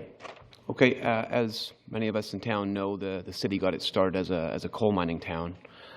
I just want to introduce council to this issue of coal mines with a few slides. I've got 4 slides to help with this. So the first slide I've got here is simply a map of the city, and the pink areas there are the ones that are areas that are historically mined for coal. Now, just a few things to point out with this. You can see there's quite a large area that was mined under the harbour. Some of these mines are quite deep. Some of them are several hundred meters below sea level. On the other hand, some of the ones on land have fairly shallow areas about them. I've seen some that are, in the order of 6 or 7 meters below the surface. One sort of important thing to point out here is the geological feature that was mined, the coal seam. It tends to have this dip from west to east. So what that means is, as the coal seam progressed from west to east, it tended to dive down. So what that means is, from the standpoint of sort of concern over these coal mines, is the western extent of these workings tends to be the most shallow. Now, recently we've heard about this this void that we encountered on Pine Street, and then as we have these utility replacement projects on Victoria Road, for instance, at the western extent of the old Douglas mine, it's fairly shallow through there. So in advance of these utility projects, we do some investigation work to verify the lack of these shallow voids. So as a byproduct of that investigation work, we've been able to establish a bit of a better understanding of the condition of that mine in that area. So the next slide I have here, this is a cross-section of Victoria Road looking south. So to your left would be to the east towards the harbour front, and then to your right would be sort of towards Mount Benson. Now, just pointing out a few things here. You can see the ground surface there with the little car figure I've shown. And then below that would be the bedrock surface. And then this coal mine seam, or the void, is actually, it's a layer within the bedrock. And you'll notice, as I mentioned previously, it's got this dip down towards the east. So normally we're more concerned about the areas of the mine that have the least amount of roof rock. So that's the amount of rock between the roof of the mine and the surface of the bedrock. As that roof rock gets thicker and thicker, we tend to be less concerned about subsidence and various issues. So the next slide I've got here, this is actually a record of the drilling that we did on Victoria Road in advance of this water main construction. So what this did is this actually mapped out the size and the location of the coal mine void between Rayner Street and Needham Street. So just a couple things to point out with this. From about mid-block to the south, so towards Rayner Street, you'll notice that the coal mine void is probably not significantly different from what it was when it was abandoned about 125 years ago. So it doesn't appear to have changed significantly. On the other hand, from about mid-block up to Needham Street, you'll notice that there's some areas there, I've indicated about 150-meter stretch, where there's evidence of progressive roof collapse. And so what that means is the roof of the mine is slowly migrating up towards the ground surface. And you can see I've dimensioned one spot there. It was about 1.5 meters thick of roof rock that we had measured in one particular spot. Now, this issue with the progressive roof collapse, I wouldn't characterize it as an immediate concern, but it is something that we would need to watch, and it would definitely be something that would be concerned about long term.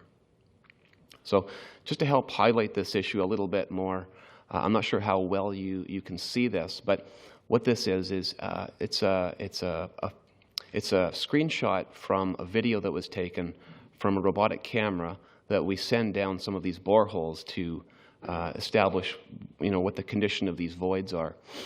So I'm not sure if you can see it or not, but what I'll do is I'll just walk you through some of the items. So at the bottom of the screen is essentially piles of debris on the floor. There's little rock particles that have fallen off the ceiling, almost like gravel. And then at the top of the screen is the roof of the mine, and you can see it's got some yellow staining on it. One thing that's sort of interesting in this particular photo is the timber prop that's actually still present. In this case, it's still stuck to the roof. In some cases, you see these things have fallen over and so on. Probably one of the most important things to point out, you probably can't see this in the photo, but there's some large blocks of rock in the background that have actually fallen in off of the roof. And so this is fairly typical. Sometimes we see no timber. Sometimes we see a bit more progressive roof collapse here. In this case, it was about 13 meters below around Pine and Victoria. So that's it for my presentation. Just wanted to introduce this issue a bit more for council. Okay, there's a couple of questions, I think, for you, but I just was going to start by asking, are you going to be assigning priorities to specific areas, which areas to address first, or how are you going to identify where to start? Well, that's sort of the point of this study we're proposing to do, because right now we know a little bit more about Victoria Road than we probably do about any of the other mines. We know there's this issue sort of just south of Needham, but rather than just jumping on that and trying to come up with a solution for it, just taking a step back and figuring out which are the most high priority areas we should be looking at first in terms of sort of subsidence risk, concern for utilities, concern for safety of the traveling public, and so on. Okay, and the second one, it's develop a partnership with the Ministry of Energy and Mines. My question is have we any indication that there will be financial commitments from the province as well? So the plan was, if council supports this proposal, we would write a letter to the Ministry of Mines asking for some financial help to carry this out. We've already met with the ministry, and they're willing to partner with us. And I think at a minimum, they're willing to provide expert support and potentially let us have access to some of their technical experts to help with this. Okay, thank you. Councillor Patchy. Thank you, Worship. Thank you, Mr. Rosen. Just to go on that last question, that $50,000 that you expect the study to cost, would that be diminished if the province should elect to pay as well? So that's the cost of the total study? At this point, this type of study isn't a routine type of study. So that $50,000 is really more of we think it's going to cost about this. So that was how much we expect the study to cost. If the province came in and partnered with us 50-50, our share would potentially be half of that. And one follow-up. At some point you mentioned that the roof rock is moving upwards. What does that mean, and what does it cause? What is it caused by? Oh, it's just the roof of the mine as the blocks collapse in. Why is that moving upwards? Oh, it's just as the blocks of rock or the rock from the roof crumbles in, the roof of that mine moves up towards the ground surface. The new roof? It'd be the new roof, yeah. Okay, that explains it. Thank you. Councillor Kipp, you have a question? Yeah, thank you. Through the staff, the old mapping that we've done of all the old mine works in Nanaimo, all the PDF maps we have, how accurate were those?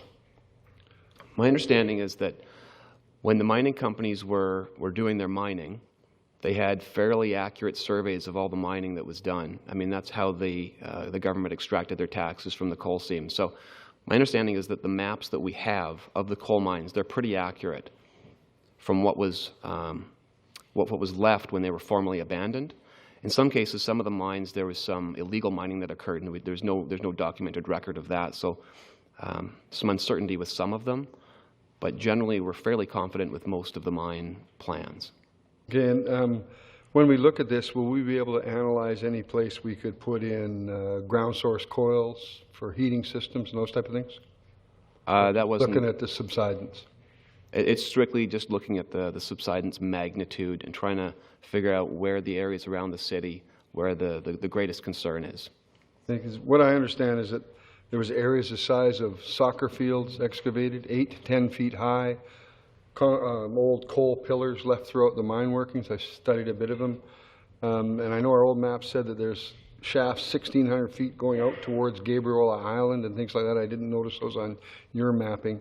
One of my biggest concerns would be the piece out here in the harbor, if it ever subsided, that could cause some problems. The mine below Newcastle Island right over to the Nanaimo River estuary. That's the biggest excavation, is it not? I can just go back a couple of slides here, back to the initial There. map here. So you can see that pink area out over under the harbor there, under Protection Island, under Newcastle Island. I think that's what you're referring to. Yes. That's probably the single largest mine in town. It's quite deep. My understanding is it's probably in the range of 300 meters 300 below sea meters level. below grade. In some cases, there's 2 layers to it. Yeah. So if there was ground subsidence underneath, basically at the seafloor, would there be much of a consequence to that? I think it would depend on, is there a utility over top of it? We've got a few lines running out to Protection Island. There may be some cables there, but generally, I would think the consequence would be fairly low. Yeah, when the water goes in, it goes out. Thank you. Councillor Patchy. Just one more that I forgot, Your Worship, to Mr. Rosen as well. How different at all are the shafts in the Wellington mine as compared to the ones closer to downtown and underwater? So by the Wellington mine, you mean the mine? The ones that's the most northwest portion. Right, so the one just south of Diver Lake. Yeah. To be honest, I don't have a lot of information on that particular mine. I have looked at some of the elevation plans, and a lot of it is quite deep. I do know that there are some areas that have had some historic subsidence events, but as far as I know, they're quite localized. So, I mean, the same thing with the old Douglas mine on Victoria Road there. The areas of most concern are generally quite localized to the western extent of it. With the Wellington mine, I'm not sure exactly where those areas would be, but that would be part of the study. It would help to identify that. Thank you. Councillor Brennan. Thank you, Your Worship. There is no motion, I think, so I thought I would make it. I don't believe the motion's been made. If you'd like to make it. I would move that council direct staff to develop a partnership with the Ministry of Energy and Mines with the goal of better understanding the risks associated with the abandoned coal mines and engage a team of consultants, sole source, to develop a map of subsidence risk for Nanaimo. Okay. We can take them both together. And did somebody, Councillor Graves, did you second? Second. Okay. Any further discussion on this? All those in favor? Opposed? Motion carries. Moving into Nanaimo Centre Stage at 25 Victoria Road. Purpose to provide council with additional information regarding the Nanaimo Centre Stage, NCS, 25 Victoria Road, currently operated by the Centre of the Arts, Nanaimo CAN, and for council to provide staff with direction regarding the future operation of the facility. And we have a presentation, and I think the sole delegation, I believe, is Ms. Sarah Lane, if I'm correct. Welcome, Ms. Lane. Good evening, Your Worship and Council. My name is Sarah Lane. I am the Principal and Managing Director of SCL Conference Services, and I sit as the Vice Chair on the Centre for Arts Nanaimo Board, which currently manages Nanaimo Centre Stage. We have a big night ahead of us. So I also had the opportunity to sit as part of the Successful Cities Committee, as part of the Chamber in developing the Successful Cities document that was adopted into your 2012-2015 strategic plan. So I understand the need for venues and these spaces in our community to help grow it. Nanaimo Centre Stage, how does it fit into your cultural plan? Nanaimo Centre Stage would help support the cultural plan by continuing to be the incubator for the performing arts and other artistic venues here in downtown Nanaimo. We have this amazing space and the foundation laid for an incredible culture we will continue to nurture and grow within our walls under our new management agreement. We are the community connector for art students from VIU and the final stage before their big debuts on stage at the Port Theatre. We have a relatively humble economic impact, but we are rich in fostering and breeding artistic innovation and talent that we will share with our community. Nanaimo Centre Stage creates an environment that is conducive for the Hub Cities Cinema Society to host screenings and technical discussions, and provides the professional next step for students and graduates of the arts and theatre programs at VIU. And from Spotlight Academy, led by Jackie Casey, with her movie-signed actors, to Bonnie Catterson of Kismet Theatre Academy, who is teaching young and developing women in our community about confidence, next door to us at NCS, who has been so successful, she is regularly adding programming to her offerings. From our creative and talented Dean Chadwick of Schmooze Productions, who brings us entertaining productions such as Spamalot, to our modern dance guru and only current conduit for exposure to the scene, Holly Bright of Crimson Coast Dance Society.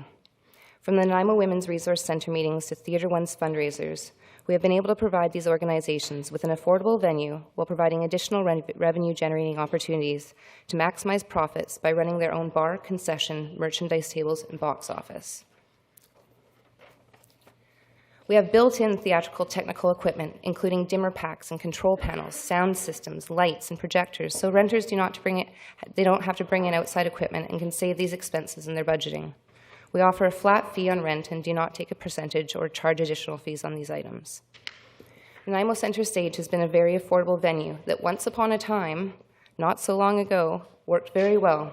We were able to subsidize operating expenses with revenues from rentals from tenants at the CIBC Centre for Arts building at 150 Commercial Street, under the Centre for Arts Society's management contract with the city, which would have expired in August 2013.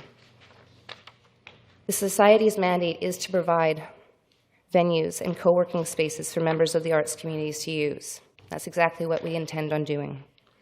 We were due for a contract negotiation in August last year, but as an organization, we offered to extend that existing management contract until the end of December 2013 to assist with the transition of the art gallery, who would then take over the management and all the subsequent rental income as of January 1st, 2014. Our situation has now changed quite dramatically, and it's time to reevaluate our role with only the theatre now. But we are awaiting the nod from Council to blow some life back into our organization. We had worked on a sponsorship plan and had created all sorts of fundraising ideas, and we do have a tentative fundraising plan we would really like to start working on. But we've had a hard time knowing what we were selling and if it was still going to be around to deliver those promises for. You know what it's like to raise money, and you want to ensure sponsors' investments pay off. And if it doesn't, it disappoints. So we tabled the sponsorship package along with the strategic planning session, board recruitment process, fundraising drive, and any other new initiatives until tonight. Tonight, I hope you will acknowledge that Nanaimo Centre Stage is a valuable asset in our community, and you will grant the Centre for Arts Nanaimo an opportunity to execute all these plans we've been holding on to. And we know we can execute financially as we have a history to base it on. At least we can tell you how much we're looking for to succeed. This creative venue, under Kamala Tang's meticulous leadership, had increased revenues over the first year of operation and has managed to maintain these revenues since, even though our rental income has dropped dramatically with the loss of the building management for 150 Commercial Street. And I don't need to bore you with any further details. I know that we've been in front of you before, and you know that we've been collecting letters of support from the gamut of users that call Nanaimo Centre Stage home. The South End Community Association, cultural leaders, they all add to the arsenal of files that we keep to defend our existence. We have a talented pool of artists in Nanaimo, many who rely on Nanaimo Centre Stage to provide them with a flexible space and environment to let them realize their visions and creations. At this point in time, it would be inconceivable and even counterproductive to close this space without an alternative venue available immediately. There is a group of producers and managers from the arts community who have started to gather with a mission to build a more cohesive performing arts community while building a more interesting audience in Nanaimo, or an interested audience in Nanaimo. Through the meetings, I have learned that if NCS closes its doors at this time, it could be the end of some productions, and some of these producers may leave town. Now is our chance to hold on to them and to continue to nurture and grow this community, to work on developing that cultural vibrancy we have declared we wish to achieve here in Nanaimo. Next time we check in with the NEDC on the economic impact of the arts and culture in Nanaimo, our numbers may not be as favorable if we don't have the breadth of business to research. I understand that a public consultation session will be beginning soon to explore the needs for a small rehearsal space here in our community. I fully support that process. I fully support the Port Theatre's expansion plans that will require a little more time to complete, fund, and build. It will be an amazing space where those who perform there, they will be so proud to perform in it and to host their audiences there.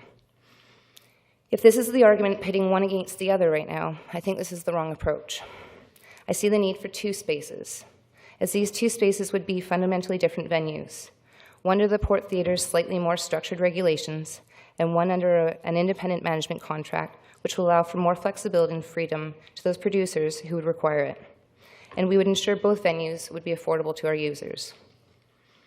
Both of these venue concepts are instrumental in the performing art community's success, and both venues may even be book solid in the years to come, if we develop our performing arts community properly and set out to achieve the goals within the NYMO's cultural plan. I also ask you to consider this. If we don't have a plan, what is the plan for Victoria Road for these producers and users, and generally for the arts and culture community in downtown Nanaimo? You can't deny that the physical location of the theatre is great for the South End. Just look at the vibrancy this community now exudes and the safety the community is starting to feel. It is great to see the arms of the downtown core reaching up Fitz, Old Victoria Road, and out Front Street. You can't deny that the theatre was heavily booked for the 2012-2013 season. Each weekend, Nanaimo Centre Stage, under Arame's direct management, has been used for productions or rehearsals, meetings, or special events. Arame's intimate knowledge of this community we cater to has been instrumental in the running of this performing arts space. You can't deny that the newly adopted cultural plan calls for small performing spaces, such as Nanaimo Centre Stage, to ensure the cultural plan can be successfully implemented. The last time I had the pleasure of speaking before you, I had requested a few things. I had requested that you adopt the cultural plan, which you did unanimously, and on behalf of the entire arts and culture community, I thank you. And the couple that I had requested last time that you now have control over here tonight. Request that Council provides the funding and venues needed to ensure that this plan is realized.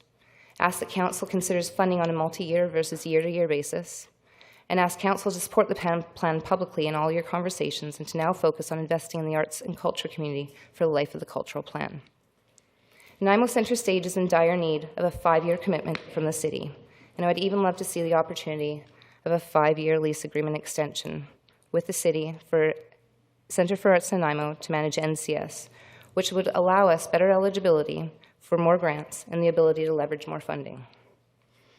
In the past year and a half, we haven't been eligible to apply for any additional federal or provincial funding as we have had no long-term agreement in place with the city. And needless to say, this has really affected our ability to plan and create success. This, in conjunction with the loss of the venue management contract for the CIBC Centre for the Arts building that was turned over to the Art Gallery to accommodate their amazing expansion. So, it is time for a contract renewal or a negotiation.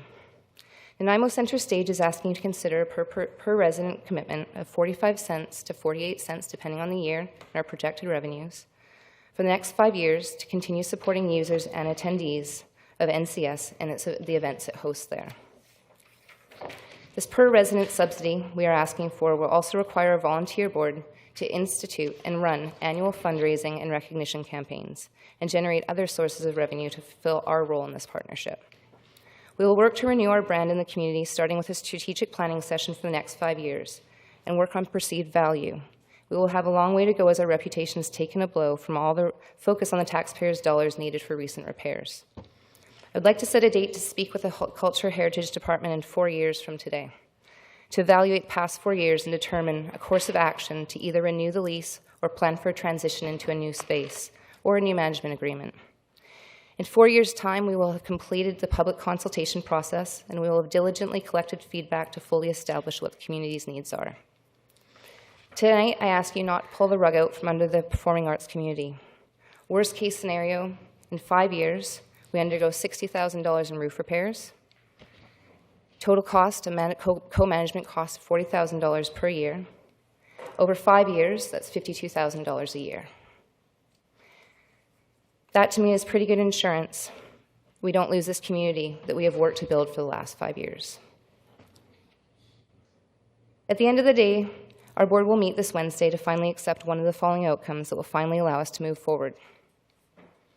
So, our votes tonight. Vote number 1, I would ask for a 5-year term instead of what is outlined, and we would thank you. With long-term stability, our board hopes to finally work on a strategic plan that embodies and celebrates our longer commitment to developing Nanaimo Centre Stage as the performing arts incubator. If you vote for number 1 without the amendment, we will make our best go of it and leverage the funding we can with the terms we have been granted, and still thank you.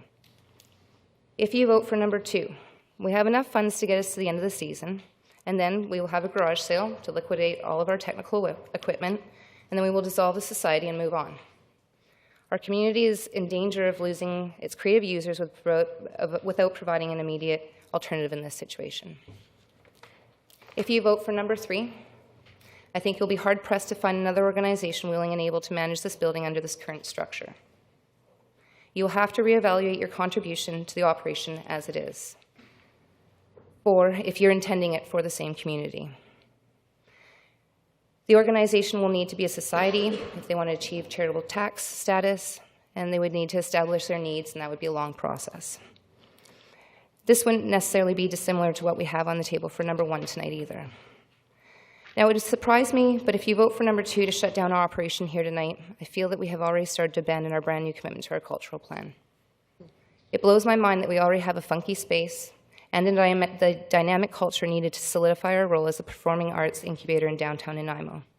The only thing we really need now is some stability through a vote of confidence that you can provide us with here tonight by potentially modifying the terms of option 1 to a 5-year term with a possible 5-year lease extension, and really providing us with the opportunity to make a good effort and leveraging as much as possible and contributing to the cultural vitality of Nanaimo.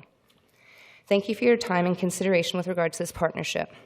I hope that through our partnership, Nanaimo Centre Stage may achieve its full operational potential, and we will be able to assist the city in realizing some of these deliverables outlined in your cultural plan. Thank you. Okay, thanks, Ms. Lane. Before you leave, there's a couple of questions here. Councillor Brennan, you're first, or is that to this delegation? Oh, no, it's not. I think that's from the last time. Okay, sorry. Councillor McKay. Thank you, Your Worship. Thank you, Ms. Lane. I've got 3 questions for you. First one is, I noticed that on fundraising, so you've been in the building for 5 years now. You've been in charge of that building for 5 years. Can you give me a little bit further back than 2013? I noticed in 2013 you have private donations of $14, fundraising events and sponsorship $640. What other fundraising have you done in 5 years? Well, we've had a couple events at the theatre. We've had a sushi and sake evening, which raised $2,000. We actually host a series of 4 events that produce $2,000 pretty regularly without a huge amount of effort and a huge member database. But I would hope that we'd grow our membership database this year and be able to kind of grow some bigger events. Thank you. You've got going forward, you've got over the next 3 years, 14, 15, 16, about $60,000 of fundraising and private donations. Compared to the last 5 years, that looks like that's pretty aggressive. Yeah, we have, and to start that, we haven't really done a large fundraising campaign. I feel like we've been chomping at the bit, but we haven't been able to do anything about it. I feel that we have been waiting for approval to move forward. As I mentioned in here, I don't know what we're selling. We'd like to explore sponsorship. We'd like to explore corporate sponsorship. We'd like to explore that further with the city. We'd like to explore additional revenue sources, like adding an administration fee. So there are a lot of different things that we can do, and the $60,000 is over a 3-year period, and I'm sure that involves a couple more things there. But you've had the building for 5 years. I'm just wondering what you're waiting for. You said you've Well, been chomping you're right. at the bit. We have had the building. I've only been on the board now for the last 3.5 years. So in the first 1.5 years, we were getting going. I mean, we had some stuff they were doing, and we had talked about developing it a little bit more. Now that we are not managing the 150 Commercial Street, we'll have a lot more time to plan some of these things as well. There will be a lot less administrative work. Thank you. Last question.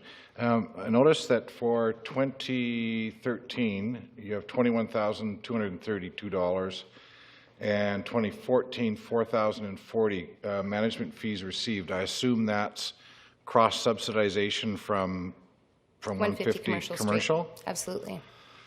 So it begs the question, if the result of us entering into a long-term management agreement with the art gallery for 150 commercial put you in such dire straits. Where were you on October 21st? I'm sure that we have letters to document that. Kamala keeps quite an extensive file of everything. I know that she had written to senior managers in Parks, Recreation and Culture at the time. I know that we've communicated. She had voiced this concern moving forward. Thank you. I don't recall ever seeing anything And, to that and effect. that might be a question of communication breakdown. You know, and it would be really neat. I would really love for you guys to be able to celebrate more in what we're doing, what we're accomplishing at the theater. And it would be great if we could come in front of you regularly to kind of give you those updates, and maybe communicate a little bit more intimately about what some of the issues we're facing are. I'm just telling you from my point of view, if I had known of the dire consequences of signing an agreement with the art gallery for 150 commercial because of the necessity of this cross-subsidizing, I probably would have looked at it differently. I'm sorry that wasn't brought to your Thank you. attention. Thank you. Councillor Johnstone. Thank you, Your Worship. Thank you, Sarah. I would argue that 8,650 volunteer hours it does equate at minimum wage to $86,560 of donation, in-kind donation from the wonderful volunteers in our community that are trying to realize a dream. And the per capita cost that is going to cost the citizens of this city over the next 4 years doesn't even equate to 1/4 of a cup of Starbucks coffee. My goodness. Maybe even Tim Hortons coffee. Yeah. Anyway, those types of monies have to be shown more prominent in your statements. A lot of financial statements that we're receiving now they show the in-kind contribution and the value of the volunteer hours. When we're evaluating permissive tax exemptions, we always take that into consideration. And I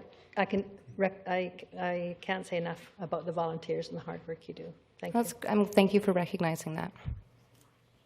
Okay, Councillor Patchy. Thank you, Worship. Thank you, Ms. Lane, very much for your presentations. Well done. Now, you would think that I, as the chair of the Cultural Committee, would jump on this occasion to support you. And I would if I could. But I want you to know that during the 5 years that I have been on the Cultural Committee, one, if not the worst experience that comes my way every year is to deal with operational grants for cultural activities, as well as the funding for arts and cultural festivals. It really is the stuff that sleepless nights are made of. So now I know that the amounts that you're asking for are, in a very real sense, in my mind, going to take away from the efforts that others in the cultural community have. And some of them are in more dire straits than you are, I'd venture to say. So I'm having this huge problem where, wearing my cultural committee chair hat, fine, I want you to succeed. I'm completely aware of the tremendously important stuff that comes out of 25 Victoria Road. Absolutely no argument. But I'm sitting here as a councillor tonight, where we as a council have spent 86 hours, I think it was, since last October, in the total of budget deliberations. And I can't begin to tell you how good the process was, but also how difficult it is. There's very little money to go around. And so, knowing what the Port Theatre is proposing, and in principle we have agreed to at least explore options with them. Mr. Halliday has assured me on more than one occasion that there will be space, small performance space, such as you have now. It would be under different rules, I'm sure. But there is some hope, as far as I'm concerned, at the end of that tunnel. I'm a bit surprised that you are here now. When I recall a letter from CAN to the art gallery way back in May the 13th last year, when your organization was very much aware of what was coming your way. That is a separate management agreement for the Nanaimo Art Gallery. And so somebody must have known that something was in the work then. And I haven't seen any activity on the part of your group to try to buffer that.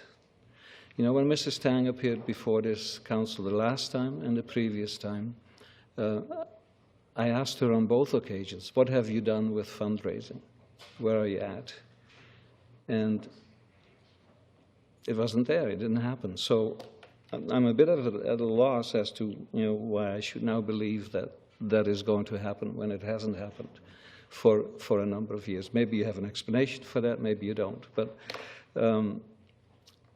as far as culture goes, you know, and you're absolutely correct, we should be proud of the cultural strategy that we've got, the additional pillar of sustainability that is very serious about cultural vitality because we know the importance of it.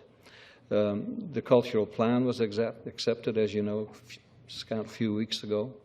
And it was only a week ago today that we also approved an increase in the per capita grants for operational funding from $2.30 to $3 per capita, over 3 years albeit. And we also approved a 10% increase for arts and festival grants for the next 5 years at 10% a year. We'll be doubling that. So when I put together the wants and the needs, not only of your organization, but of the 15 that we deal with every year at the Cultural Committee, then I need to make sure that the pot is split as evenly as we possibly can. And the amounts that are being asked by your organization are not something that I can support. I'm sorry. You bet. Thank you very much. Now, that $40,000 that we have applied for from council, I think the one thing that we are kind of underestimating is that $40,000 provides a livelihood for these people to generate their own revenues and incomes. Thank you. Councillor Bestwick. Thank you, Worship. Extremely challenging.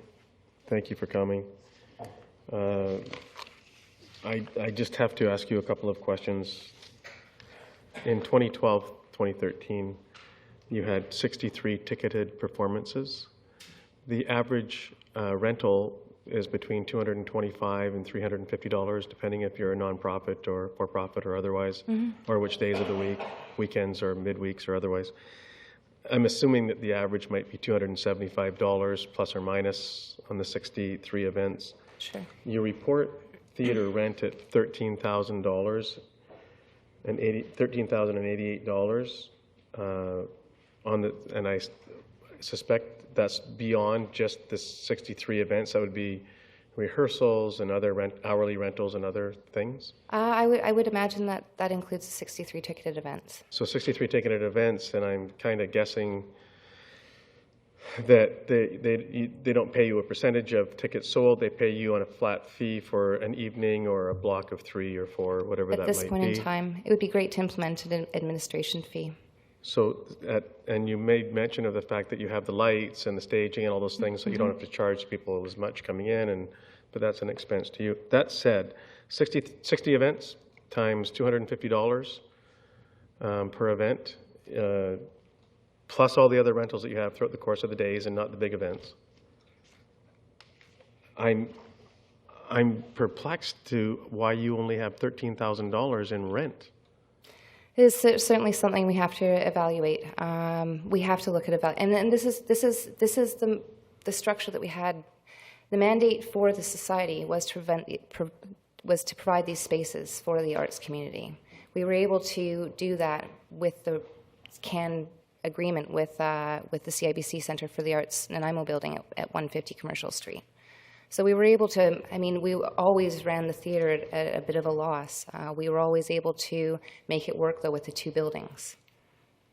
I understand that, but that said, to Councillor Patchy's point earlier and Councillor McKay's point before that full well knowing several months ago that we were moving into this conundrum of the monies for the operations agreement, management agreement was leaving.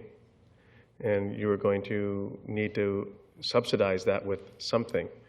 And here we are being asked to subsidize a venue that we purchased in 2008 for $475,000.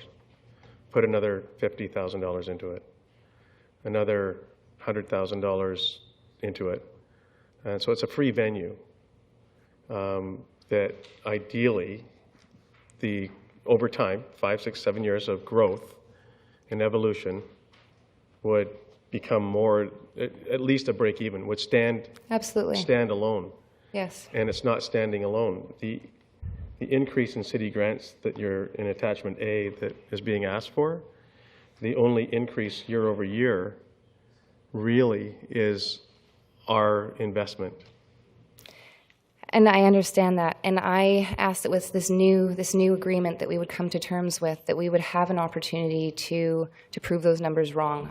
We have asked for this money based on what we know we can deliver. I know that we have a fundraising plan in place. Like Arame and I sat down at the beginning of January and we hammered it out. We had a plan. We had setbacks. Were broken into. The back of the building wasn't secure. We had an entrance there. It took us a couple weeks to get back on our feet.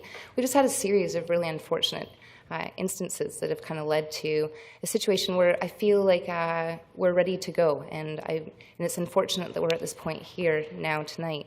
But I feel like we have a great opportunity ahead of us. And I feel like we even have some plans to help support this. Thank you. Well, regrettably, my position will be the same as Councillor Patchy. Thank you. Councillor Brennan. Thank you, Your Worship. First of all, I think it's been unfair to the delegation. We should be having this discussion among ourselves about whether we support it or not. And Sarah, you did a fabulous job. Thank you very much. And I would like to move, first of all, that we receive the delegation. Okay. Ms. Zegner? All those in favor? Thank you, Ms. Lane. You did an incredible job, and being the messenger isn't always the happiest position to have, but you did extremely well, and thank you for that. So then I would like to make a motion that we can then all speak to and say whether we support it or not. I don't think it was fair to subject Sarah to that. Okay. It's my opinion, So, anyway. Ms. So Lane, the motion is... You can sit if you wish now, or stand at your choice. No. I would just like to apologize to Sarah if she was in any way offended by the question or the line of conversation and dialogue that we You know experienced. what? I'd just like to say it's not a question of offending Sarah or not. It's a question of the procedure. Sarah made a presentation. Generally, we would ask questions to clarify what her point was. And then we would thank her, she would sit down, and then we would discuss among ourselves. I'm supporting this because of this, or I'm not because of that. That's just the procedure, and it alleviates that specter of our poor delegation having to stand there and take the kind of brunt of what should be our discussion, not hers. She was kind enough to come here and explain to us what they need, and I think she should be thanked for that. No, she was. Thank So you. thank you again for that. Okay, so Thank you. Thank you. then I would make, you can sit down. May I respond to that? I just want to say there wasn't any offense taken. I understand that you all have your stance on this issue, so thank you very much for your time tonight. Thank you. Nevertheless, we have a procedure that we should follow ourselves. I would move that we allocate additional funds and direct staff to negotiate a 5-year management agreement, including an option to renew for 5 additional years with Centre of the Arts Nanaimo to manage 25 Victoria Road. Councillor Greaves? Second. Okay. And now I will speak to that motion. I just, I'm going to begin by saying in 2012, we, when we were doing our strategic plan, cultural vitality was identified as the 4th pillar of sustainability. We agreed on that. We went to the community. we told the community that cultural vitality was a fourth pillar. It underpinned everything. It held us up. Fast forward a year later, November 2013, the Nanaimo Economic Development Corporation released Arts and Cultural Economic Impact Study. And they used a highly respected firm, Rosalind Coonan and Associates. And that study showed that arts and culture directly contributes $94 million to our economy and 880 jobs. Those would be tax-paying people in those jobs. The economic impact is $154 million. We received that in November. Again in November, the Nanaimo Cultural Plan was adopted, or was presented. And you don't have to go any further than the prelude, where it discusses the key themes. One, the need for small theater performance spaces. And secondly, that is, the need for the expansion of the Port Theatre to create a studio space and rehearsal space complex. What that says, and what we accepted, was there are two things needed. One, the expansion to the Port Theatre, and two, the need for small theatre performances. In the key findings when we went out and consulted with people, the key findings was that the community wants to create places at the neighborhood level. They want to connect downtown with the South End and other places, and that, I think you should consider that. One of the other key findings was the need for small performance spaces. This appears over and over and over in this document. 2 weeks ago, we gathered in this auditorium, and it was full. And we celebrated the new cultural plan. And there was a feeling in the room that night, and we all congratulated one another. It was a very self-congratulatory type meeting. And we said that there needed to be a strong partnership. And we agreed there was a strong partnership, and that currently exists among all the cultural groups. In fact, they were all out here speaking at that podium about partnerships and how strong it makes us and how it makes us stronger than if we were just individuals. This is heartbreaking to me tonight. That's why I prepared this in writing. This to me is probably one of the most heartbreaking decisions we're coming to make. The official community plan, in its arts, culture, and recreation section, established policies for creating and maintaining cultural facilities, and that's in the plural, cultural facilities and inventories. And I'm going to refer to the introduction. And it says, the Arts, Culture, and Recreation section of the OCP establishes policies for creating and maintaining cultural facilities and inventories, implementing cultural strategies, integrating public art into city infrastructures, and making culture accessible to all ages and socioeconomic classes. That's important. That's important. That's what we've decided in our official community plan was important, to make culture accessible to all socioeconomic classes. In the cultural plan enumerated Nanaimo's strengths, including the Central Vancouver Island Centre for the Arts. That was a strength. It enumerated Nanaimo's weaknesses, and that included the lack of downtown vibrancy. Nightlife, and on the weekends, was missing. It also said a weakness was there was no cohesive collective voice for arts and culture, and that there was a weak connection between VIU and the community. It enumerated opportunities, though.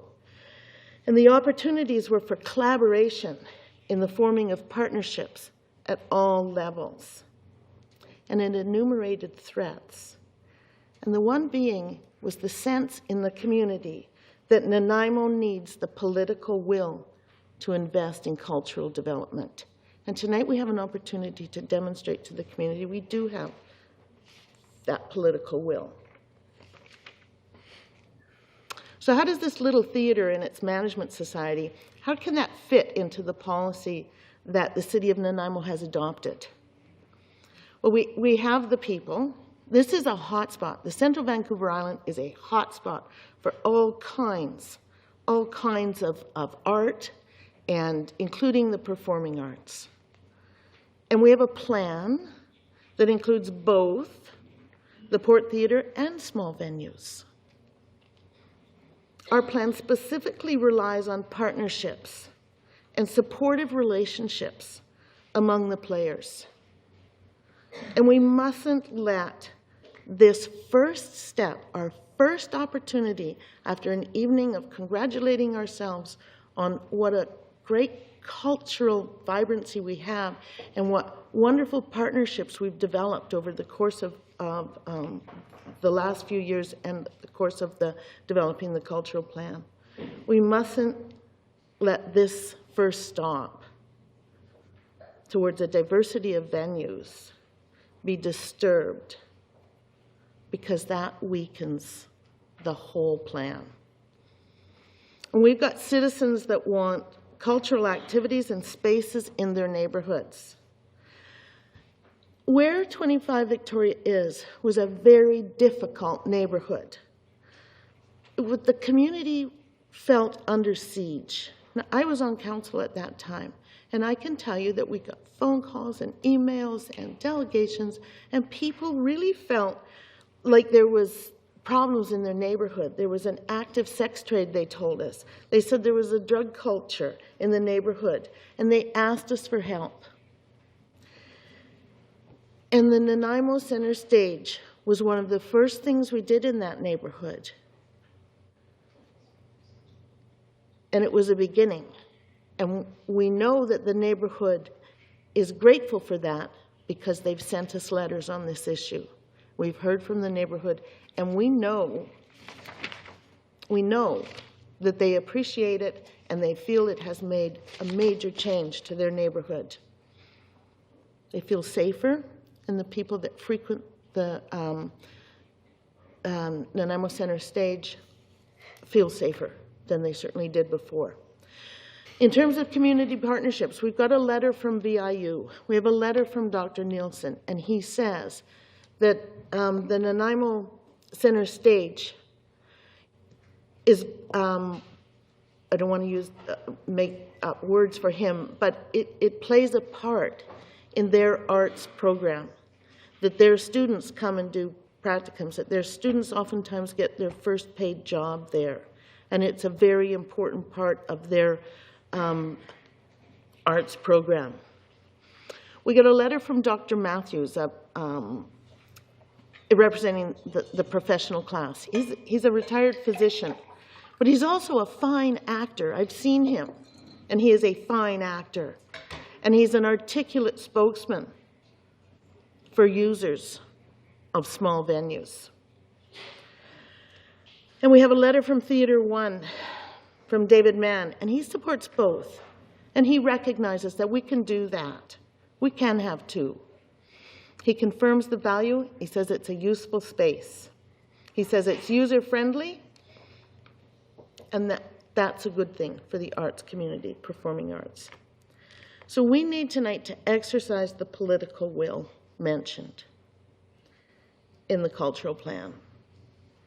We need to tell young actors and older returning performers and newcomers and neighborhoods and the professionals in this town that we get it, we understand it. We know we can do two things at once. We know that the Port Theatre expansion is something that people really want to see. We all want to see that. We've all wanted to see it for some time. But it's not going to be built and alive and ready to go I would say it would be optimistic to say 3 years, but that would be 3 years without a small performing arts center. Partnerships are for a long time. You can't, in 1 week, pledge to be partners and supportive, and the next week claim that any funds going to your friend are funds taken out of your pocket, because they're not. Because they're not. We make these decisions. This is our political will. This is a $29,000 ask. And with that $29,000, we can support this little theater that means so much to the neighborhood, that forms such an integral part of our community, of our cultural plan.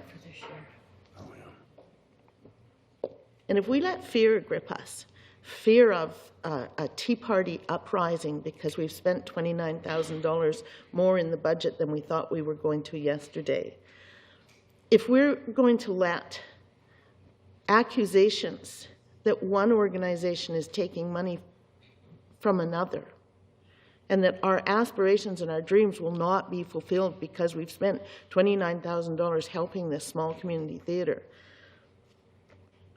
then I think we are making a big, big mistake.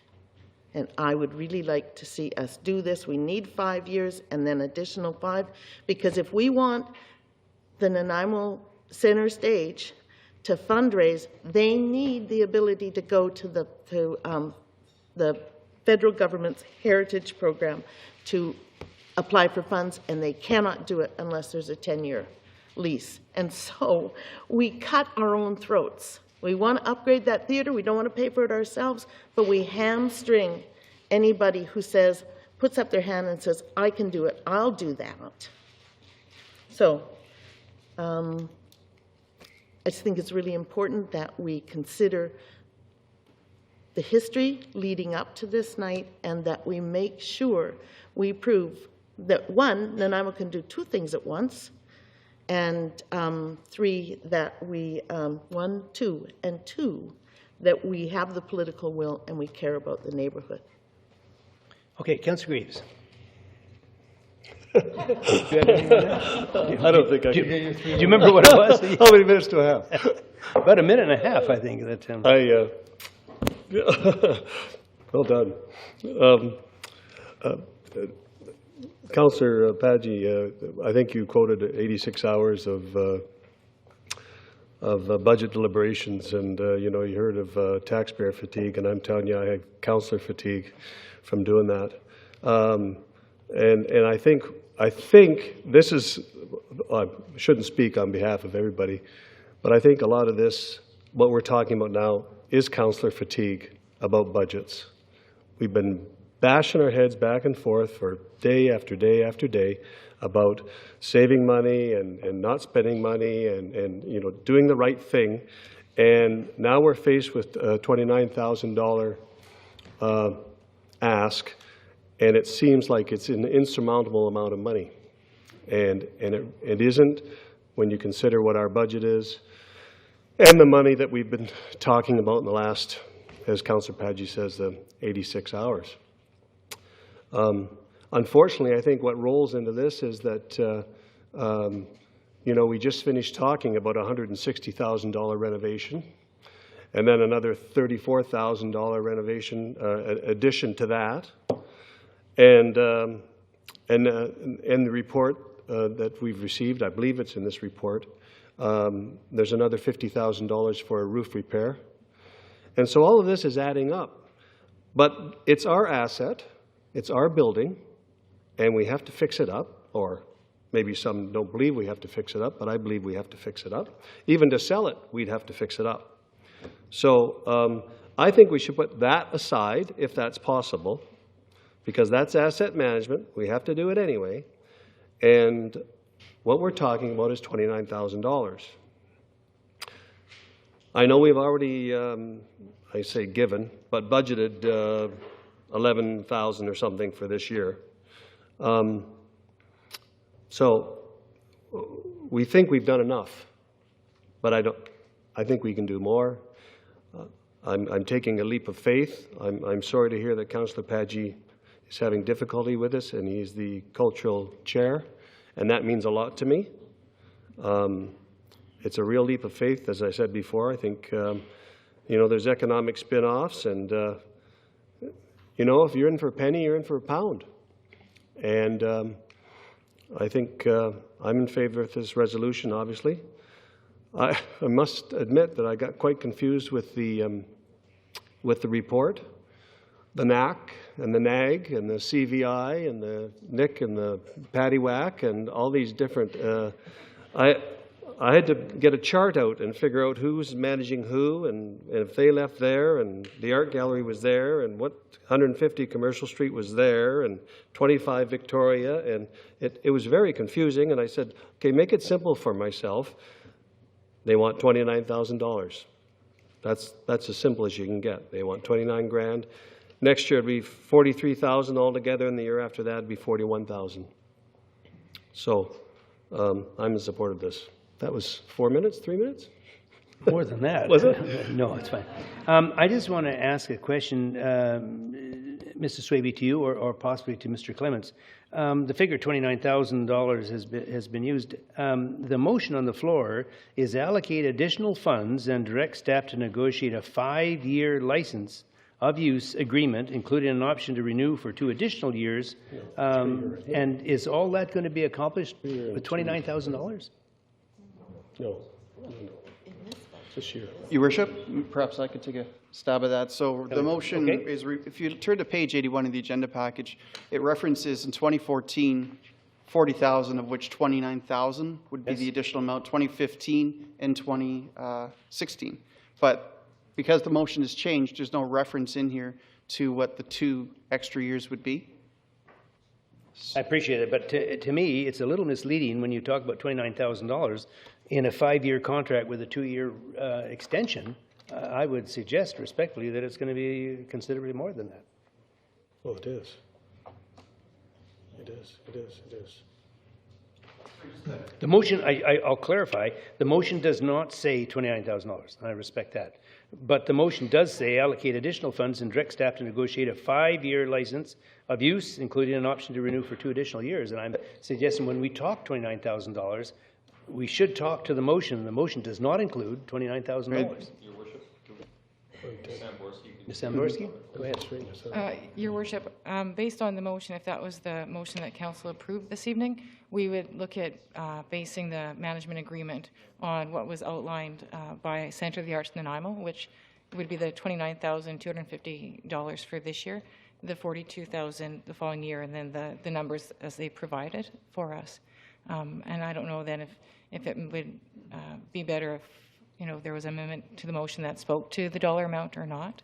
And I would also just like to remind council that the $29,000 for the 2014 was included in the 400-item list as a placeholder for council to be able to have this discussion. So it actually isn't additional expenses for 2014. I think my point is, and thank you very much for that, I think my point is these are 2 separate issues. One is they need $29,000 for 2014. I understand that. But that's not the motion. The motion is to allocate funds. I don't want to read it too many more times. Allocate additional funds and direct staff to negotiate a 5-year license with a 2-year agreement. And so that's the motion on the floor. It doesn't say $29,000. In any event, Your worship, just one point of clarity on that. It's 5 years plus a 5-year renewal period. That's what's on the floor. it's 5 and 5, It's not 5 5 and and 5. Yes, Your worship. Okay. So we have a whole raft of speakers here. Councillor Johnstone. Thank you, Your worship. Well, in May 2008, at the announcement of the opening of the center stage, I went with some concern, actually, because I wasn't on council during that time, and I had worked for very many years to fundraise for the Port Theatre as a developmental board for the Port Theatre for over 15 years. And we had to cut the rehearsal hall from that plan because we weren't able to raise sufficient funds. And I sat down beside Bruce Halliday and I said, Bruce, you seem ecstatic about this. How can you support this initiative? And he said, Di, there's there's room for both in this community. When we go ahead and build our rehearsal hall, it's important that we have this asset in the meantime. So he supported it then, and I'm not sure if he supports it to this day, but he certainly did support it then, and I fully understood. I've read many emails and many letters from people in the community who are fully behind this ask today, and I happen to agree with many of the statements, most of the statements that they've made.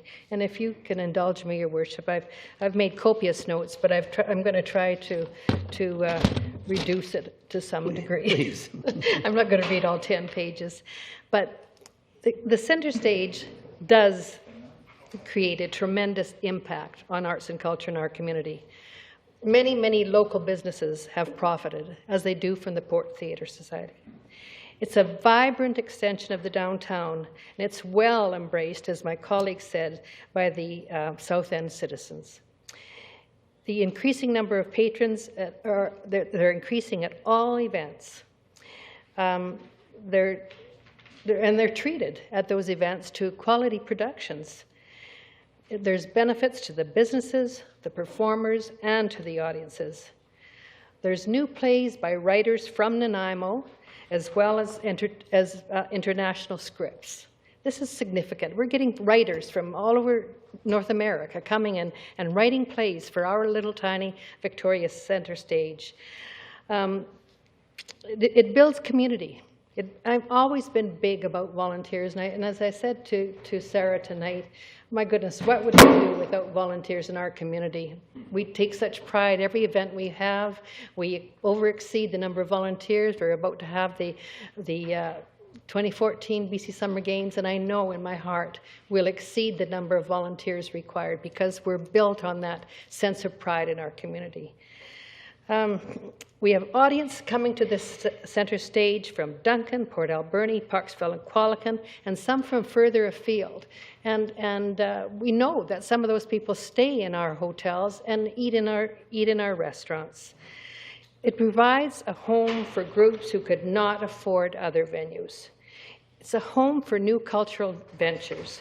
It's an incubator for arts groups. It's cost-effective and crucial for the arts to continue to exist. What would we do if it closed? All of the users would have no home, no place to perform their significant plays and productions. The center stage people has been a model for the community. They keep their premises tidy, the streets are clean, and they've been a model for other people in the community. And we've heard that by many. They really appreciated having center stage down there on Victoria Road. It's vital to the arts community, and it's vital to the South End. And it creates a safer and healthy neighborhood, and I fully support the ask this evening. Okay, Councillor Patsy. Thank you, Worship. Just a response to Councillor Brennan, who certainly has given me the longest accusatory look in my council career while she was speaking. But and that's fine. I know she's passionate about that, and I fully understand where she comes from, and I accept the accusatory look, albeit with some trepidation. What I'm no, come on now. He didn't interrupt you. Come on, in fairness. What I'm trying to say, Councillor Brennan, is that there are other organizations who, in my opinion, are worse off than Center Stage. And what is keeping them from coming next week or the week after and asking for similar asks as what we are getting here? I think the ask is disproportionate. And I don't want to be rude, and I fully understand and I appreciate all the great work that comes out. And I've said on many occasions that I want to preserve, if we can, what happens there until something else can be found. And so, two different hats. Chair of the Cultural Committee. Maybe I'm not worthy of it, I don't know. But I'm wearing my council hat tonight. And I have fiscal, trepidations about what is being started here, mostly, if not solely, because the pot is not big enough, and increasing the pot is fine with me, as long as you increase it for everyone who's asking. I've got a list here of 20 people, 20 organizations that asked for operating grants for 2014. None of them, with the exception of the 3 that we do 3 years at a time, none of them got what they asked for, simply because the money is not there. And so when I hear from Sarah, and again, with all respect, and you did a fine job, that not doing this means that you have to close your doors at the end of the year, I'm not convinced that that's going to happen if you are going to do the same enthusiastic job that you did here with regards to sponsorships and other ways of fundraising.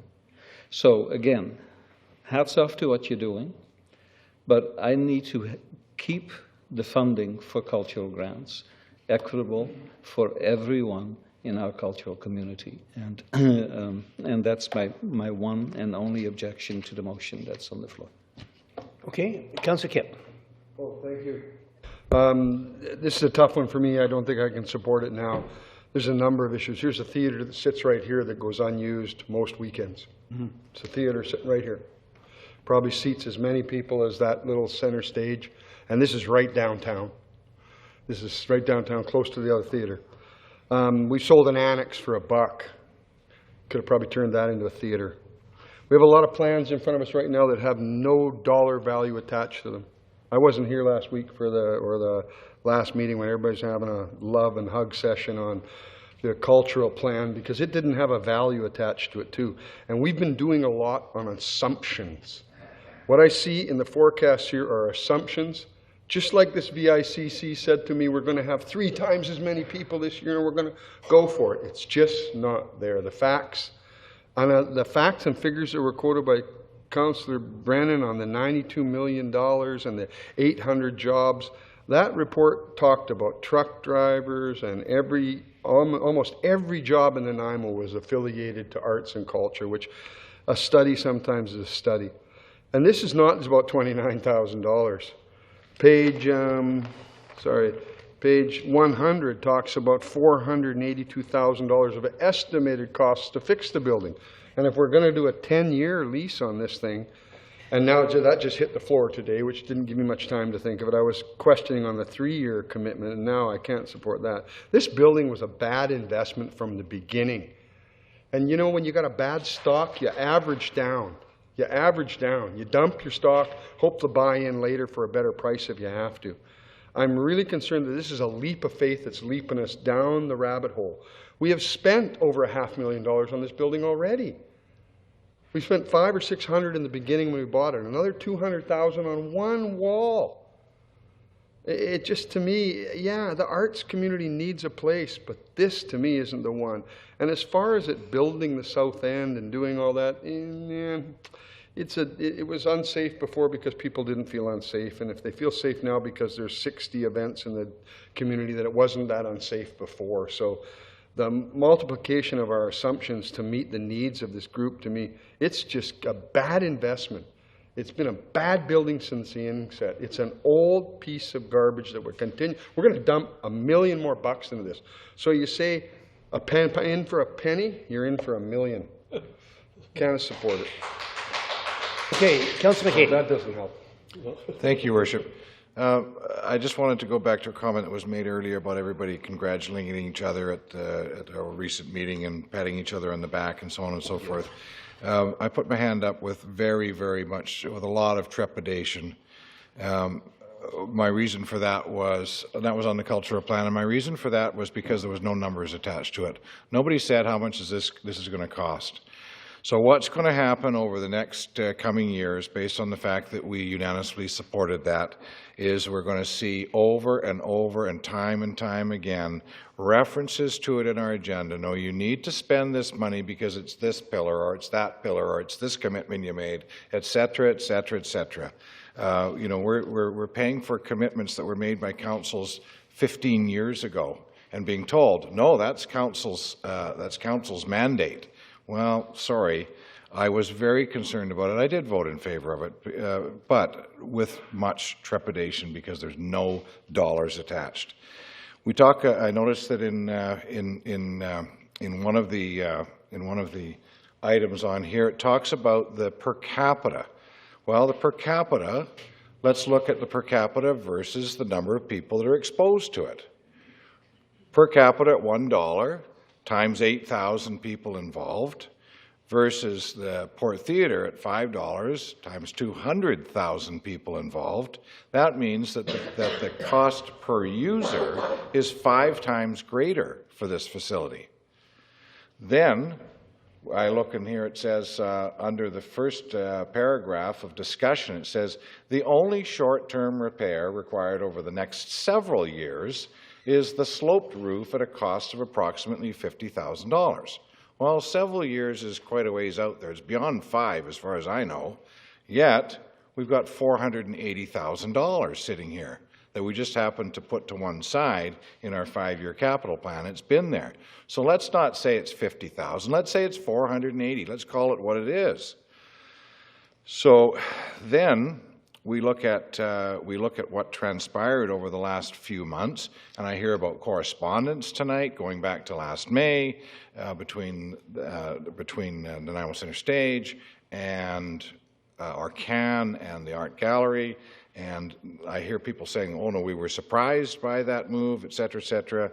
You know, that one there, the Art Gallery, we've approved $30,000 a year in additional funding, $90,000 in renovations.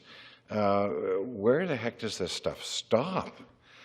If I can tell you right now that if I'd known that there was the level of cross-subsidy going on between 150 Commercial and this building, I would never have voted in favor of doing the Art Gallery deal. I never would have voted in favor of it, but didn't know anything about it. Thank you, Your Worship. Okay, Councillor Bessig. Thank you, Your Worship. This is, again, as said earlier, this is difficult, and it's not always as it seems. And when we speak to pennies, a penny saved is also a penny earned. But one of the concerns that I have as well is that we just approved the cultural plan with no budget or no financial impact attached, with the exception of increasing our per cap, without some of the other very important things that I think that we're going to need over time in the next year and a bit to prioritize what our literal priorities are. I concur with many of the sentiments at the table on both sides, and in so much as our commitment to culture. And our commitment to culture is significant. I think we lose sight of the investment that we make in the Port Theatre and others, and in around $600,000 and so on and so forth. But this is also about figuring out money is available and how we spend it. And we just went through the 89 hours or whatever it was that Councillor Greaves spoke to. And I can assure you that what I would like to see us do more of that we're not doing now, we're trying to be all things to all people all the time. And consequently, we're not doing a very good job of it. Because we smatter stuff around, a little bit here, a little bit there, a little bit here, a little bit there. And we don't satisfy any need. We just propel it deeper instead of satisfying anything completely in its entirety. We just agreed to spend approximately $1.5 million on theming and venues. Theming. Well, I would love to see us have a small rehearsal center, stage, production environment. And maybe those dollars could have been shifted to this most extreme, vital part of our community, being the performing arts center stage. $1.5 million plus This isn't $29,000. This is $29,000 on top of the $11,000 that we already contributed. It's $40,000, and then 43, and then 41, and then I don't know what it is after that, 17 and 18. So when you take those monies, which would arguably be a couple of $1,000,000, I got to think that we might have been able to invest that a couple of $1,000,000 somewhere and still been able to go swimming with nice murals and dolphins and still enjoyed ourselves immensely. So I have real problem with us. I have real problem with how we decide to spend money that's not ours and think that we're just supposed to do all things all the time. We can't. We can't. And I can't make any apologies for not being able to be all things to all people all the time. And this just happens to be one of them. We've invested over $1.2 million in this building, probably. And when I've heard so many times recently, well, it's a business decision. This is just business. I just need to see the facts. Just need to see a statement of financials. It's business. Well, if this is business, then the decision is easy. Thank you. Councillor Brennan. First of all, I suppose what I should do is clarify the motion. The motion as printed said additional funds, and I should probably make that very clear. So, but we do need to recognize it's the 5-year plan. It is an additional 29 this year, but It's a 5-year license and a 5-year addition to it. that's right. Yeah. But that's an option. Yes. Right. So the motion should have stated to allocate 40,000 in 2014, 43,000 in 2015, 41 in 2016. So is that clear? Okay. What I guess we've been doing in this discussion is mixing up capital expenditures and operational. The capital expenditures for the building were, I guess it amounted to about an additional $200,000. It was 160 something, and then the contingency.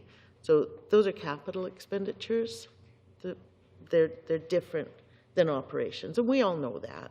I mean, we do all know that.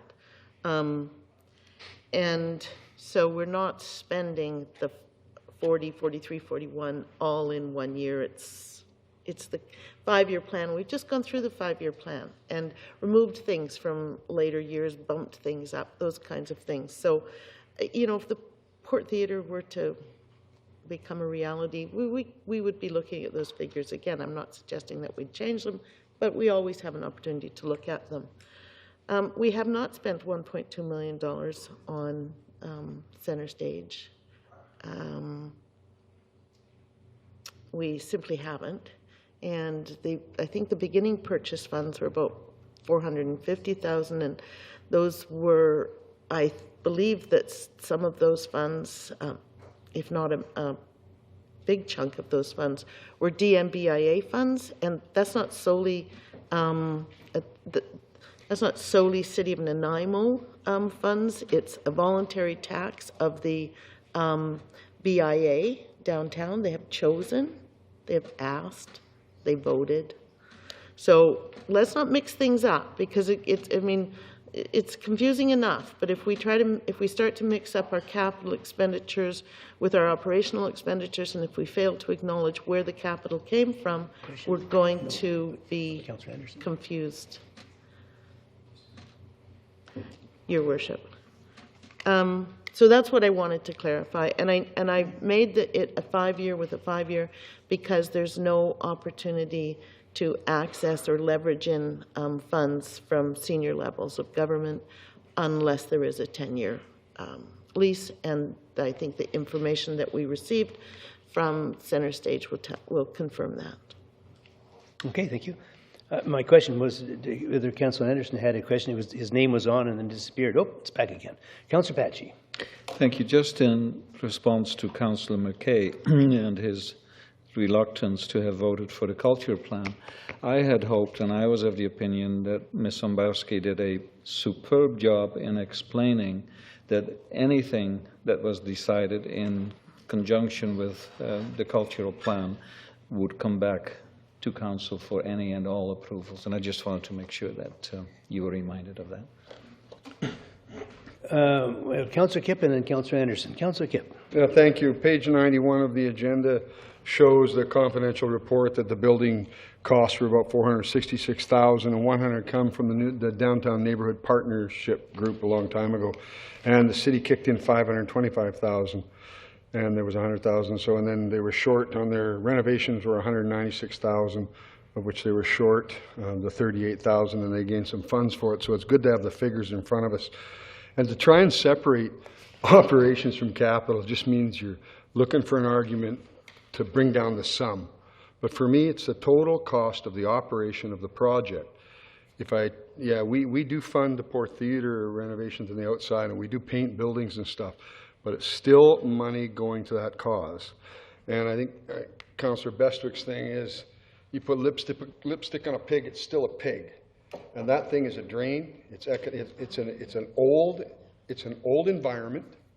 So if you look at our 4 pillars and use 4 pillars where economy counts, social equity is in there, and I don't think a lot of the people go, I don't know how many free tickets they give to school kids or the poor. I have none of that in my thing. So to say that it's a great social entity for the poor to go to, and it gives the opportunity for poorer people. We're subsidizing the Port Theatre, and most of the people that go there can afford the tickets. So for me, this is just to continue to throw out capital and operations, this is money going out the door, and it's millions, and I just can't support it. Councillor Anderson.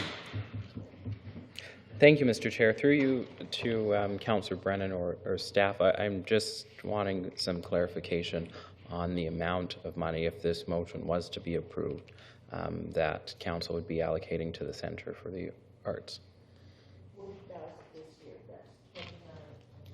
11 that's already in the budget. But did that answer your question? It's for this year, but it's a 5-year license with a possible 5-year renewal. Are you asking for what it'll be over the term, or just this year? I wanted to know this year and for the term as well. Okay, so the rest of it was $43K in 2015, $41K in 2016. Okay, thank you. Mr. Chair, I've had difficulties with this proposal from last year, when we first discussed the putting $160,000 into the one wall, and I asked that council look at potentially all the options to see if we could find a new home for the Centre of the Arts, and council said it was premature, and in council's wisdom decided to put $160,000 into the wall at 25 Victoria. But at the same time, I do agree with Councillor Brennan in that we do need to separate the operating costs versus the cost to fix the capital cost, because at the end of the day, it is our facility, and whether or not this group is in that facility, we are going to have to pay for the upgrades, as Councillor Greaves mentioned. It encompasses what we talk about in regards to asset management. I still don't know how I feel about this. It's a very difficult decision, and I think that we want to make sure that we have arts groups within this facilities, and there's many groups such as people from BIU, new film startups that are using this facility, and young individuals who are using this facility, and it's something that council has to determine in its value system whether or not this is something that we need to see. As I said, it's a very difficult decision for me, and hopefully whatever the outcome is after the decision on this, we'll be able to have some type of groups in that facility afterwards. Okay. Anything further on it? For my part, I've got concerns as well. I think that it's a fairly ambitious contract, 5 years with a 5-year renewal on it too, and I am a little bit concerned about the project, and having said that, I totally support the facility, and I know that we have to make some financial commitments to retain the building. It's a tough one as well for me, and I don't pretend otherwise. So I think it's time for the vote on it. I see no further questions. So the motion, I think everyone knows. We don't need to read it again. It's 5 years and 5 years, just for clarification on it. And so all those in favor of the motion. We have Councillor Greaves, Councillor Johnson, and Brennan. And opposed, we have the Councillor Paggi, Councillor Bestwick, Councillor Anderson, Councillor Kipp, Councillor McKay, and Mayor Rattan. So the motion fails. We'll move into Sorry? Well, yeah, we can do that. If somebody would like to make a motion. Councillor Paggi. I would like to move, Your Worship, number 2, that we extend the current license of use and funding levels with Centre of the Arts Nanaimo for management of 25 Victoria Road. Okay. Is there moved and seconded? Discussion? I can speak to it shortly, if I may. Please. I'm doing this because I have doubts in my mind that this group has to close by the end of the year. I believe that this will give them an opportunity to show what needs to be done in a meaningful way, and I will help them every step of the way if I can, as long as it isn't involving the money. So that is my reason for doing that, and I think they can give a go with that. Okay, Councillor Kipp. Does anyone at the table or staff know if the group has approached the NADC, Tourism Nanaimo, Downtown Business Partnership? Have they approached any of those groups? Does staff know? Because we've got tourism dollars coming out, and it's money we've given out, but NADC had like money left over last year. Okay, you have a response, Mr. Swaby. Your Worship, sorry, I'm not aware of them approaching any of those groups. Thank you. That's it, Councillor Kipp. Councillor McKay.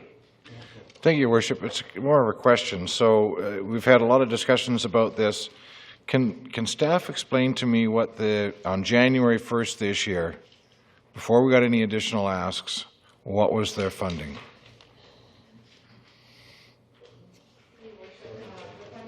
It was $11,350 that was committed this year through the cultural operating grants. That would have come before council at the end of February, early March. That ask came. So prior to that, what was their funding? In 2013, the cultural operating grant, I believe, was $6,500 for the operation of 25 Victoria Road to Centre of the Arts Nanaimo. Right. So my question then is, when we say current funding levels, what are we talking about? 6,000 a year, or are we talking 11,000? The 2014 funding allotment that was approved by council this year was the $11,350. So then, to clarify, if we say current funding levels, it would have to go to the committee to determine annually what their operating a grant would be. Through your worship, if we were going to be looking at creating a 3-year with the option to renew 2-year agreement with the society, we'd be looking at building in the recommendation of the current funding levels, which would be the $11,350 unless otherwise directed by council. Where do the 3 years come in? I believe that through your worship, that Councillor Paggi, when he talked about option 2. Councillor Paggi, do you want to comment? Just to do some clarification for Councillor McKay. You know, these operating grants annually come through the Cultural Committee. For the Centre for the Arts in 2010, it was $61.90, 2011, $6,000, 2012, $79.38, 2013, $6,600, and then the last one was the $11,000 that Ms. Zamborski is talking about. Now, That said, maybe you can repeat one more time what the level would be with a 3-year commitment? So, through your worship, based on your recommendation, if it was based on current funding levels, Which is would the be last one that we had. 2014. Okay, fair enough. So that's where the 11,000 would come from. Okay. Councilor McKay, you're done? Yes, thank you. Councilor Brennan. I can't support this. I think the delegation was quite clear that number 2 would mean that the society just winds down and sells off their assets. So I just can't support it. I don't think it's helpful. Councilor Bestwick. Thank you, Your Worship. Just a question to staff, please. Number 2, extend the current license of use and funding levels with Centre of the Arts in Nanaimo for management of 25 Victoria Road for a set amount of whatever that is, $6,700 or whatever that set amount is. What is the term? Currently, we don't have an agreement with Centre for the Arts in Nanaimo. It expired at the end of 2013. And so we would be looking at renewing or creating one for 3 years start for 2014, 15, and 16. So, thank you. So I'm confused at where the 3-year term comes into play here. Extend the current license. Was the current license that just expired for 3 years? Correct. So we're rolling this over is what the motion is for 3 more years? Well, for different reasons probably than Councillor Brennan, I can't support the term being 3 more years. When I just heard the answer to a question of whether or not there's been any other source of funding sought for any of the potential operating shortfalls, which would come in the form of a city grant. The DNBIA, the NEDC, and Tourism Nanaimo, I believe, just were in the process of giving out $30,000 to $50,000 or $45,000 of monies, $35,000 from that the city gave them to operate. So without knowing that this organization or group at the center stage, there has got to be a way to increase revenues on 63 events, bringing in 12 grand. There has got to be a way. There has got to be other organizations out there that could contribute to the shortfall so that the entire burden does not rest with the city or the taxpayers to continue its existence, to work toward being a standalone operation. That's what I think we all want our operations and our children to be one day. Stand on your own. Get out there and make it work. So if I hear that we haven't approached NEDC, we haven't approached DNBIA, we haven't approached tourism, who's using our money to hand out, and this is an economic and a tourism derivative, as I heard from my colleagues, then I too cannot support number 2. Okay, Councillor Johnstone. Well, I'm going to support Councillor Paget's motion because I clearly heard Ms. Lane say that they were going to seek sponsorship. They were going to work hard in the coming years to try and be self-sustaining. Just looking at the people in the gallery tonight, they're all hardworking, committed members of our community, and I think they can. I think with a little support from council. Oh, Mister, put your trough thing down. You're just never mind. Anyway,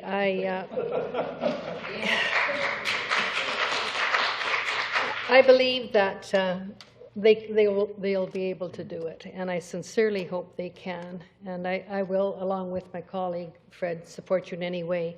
But I question, Your Worship, to Ms. Samborski, if I can. A few years ago, Centre Stage came to the Commission with this suggestion of naming the Centre Stage, and we were going to look into the policy with regard to naming a city facility. And I'm not sure whether that has ever been, whether we've come to a conclusion about that, or because they were quite anxious to go out and get someone to name the facility. Ms. Samborski? Through Your Worship, I'm not sure if there had been any more work done by Centre for the Arts Nanaimo. Part of, I know, the sponsorship policy and the discussions around corporate sponsorship will be coming back to Council via Mr. Harding when he brings a report forward as a result of the corporate sponsorship discussions that Council has been having as part of the budget process. However, staff can follow up with Centre for the Arts Nanaimo to see if they have further looked into that. Good, thank you. Okay. Councillor Brennan. Thank you, Your Worship. I just want to be sure that we're clear that this isn't actually a grant as it is to other organizations, other arts organizations. This is a fee for service. This is our building. We've said, run it and we'll pay you X. They're coming back to us and saying, well, you're giving us $11,000 to run your building. It's not adequate. So it's not a grant, no matter what way you slice it. It's a fee. We are paying them a fee to do a service for us. One more thing point I want to make about the sponsorship is if we continue at this council to talk about the building as though it's a dump, we're not really going to make it a particularly attractive sponsorship for people. So I think we should, sort of increase the level of respect for this Nanaimo Centre Stage. Thank you. Okay. Councillor Patchy. Thank you, Worship. To Councillor Bestwick, if I may. For all intents and purposes, this motion does nothing more than to keep the Centre for the Arts or the CAN group within the operational granting that we as a city do. Nothing more, nothing less. It's a status quo. If you are going from the premise then that even that should not be allowed, then we probably ought to cancel all cultural granting, because that is what I'm trying to achieve, the continuation of what they've had so far. I think that's reasonable. I think again that gives them, regardless of what they're saying, that gives them a lifeline of a bit that they, I think, can show us they can work with, and so I really do hope that you will support it. Okay, Councillor Patchy. Sorry, Councillor Bestwick. Thank you, Bishop. I know this is dragged on, and we said from the onset this is very challenging, and I completely respect the position and the job and the task that Councillor Patchy has done on the Culture Committee, and his involvement and his engagement and his passion and his desire for the cultural plan and all the rest. What I wish not to do is to exacerbate the inevitable, and I would really like to see the bottom line be influenced by the users, the ticket purchasers, the value associated with the events, and to not diminish them by charging $200 or whatever that number is, to arrive at a $12,000, $13,000 gate annual. That rent, that's not very significant. And then to anticipate and or expect that it just be made up by us or others. I would, if the motion has inside it incorporated that the operations will be improved,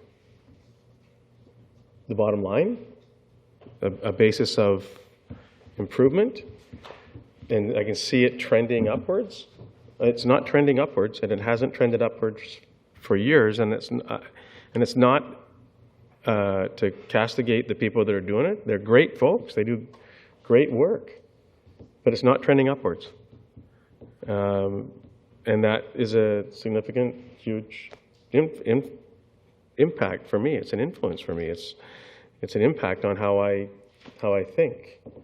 If we wish to provide the 40 grand, then great. It's just money. I've said it a few times now. I'm going to continue to say it probably. Then take it from somewhere else. If we want to make this a priority in our cultural plan and all that stuff, great. But then take it from somewhere else. We can't just keep adding every time we come to this table and just keep adding to our operations. Our city, we just can't do it.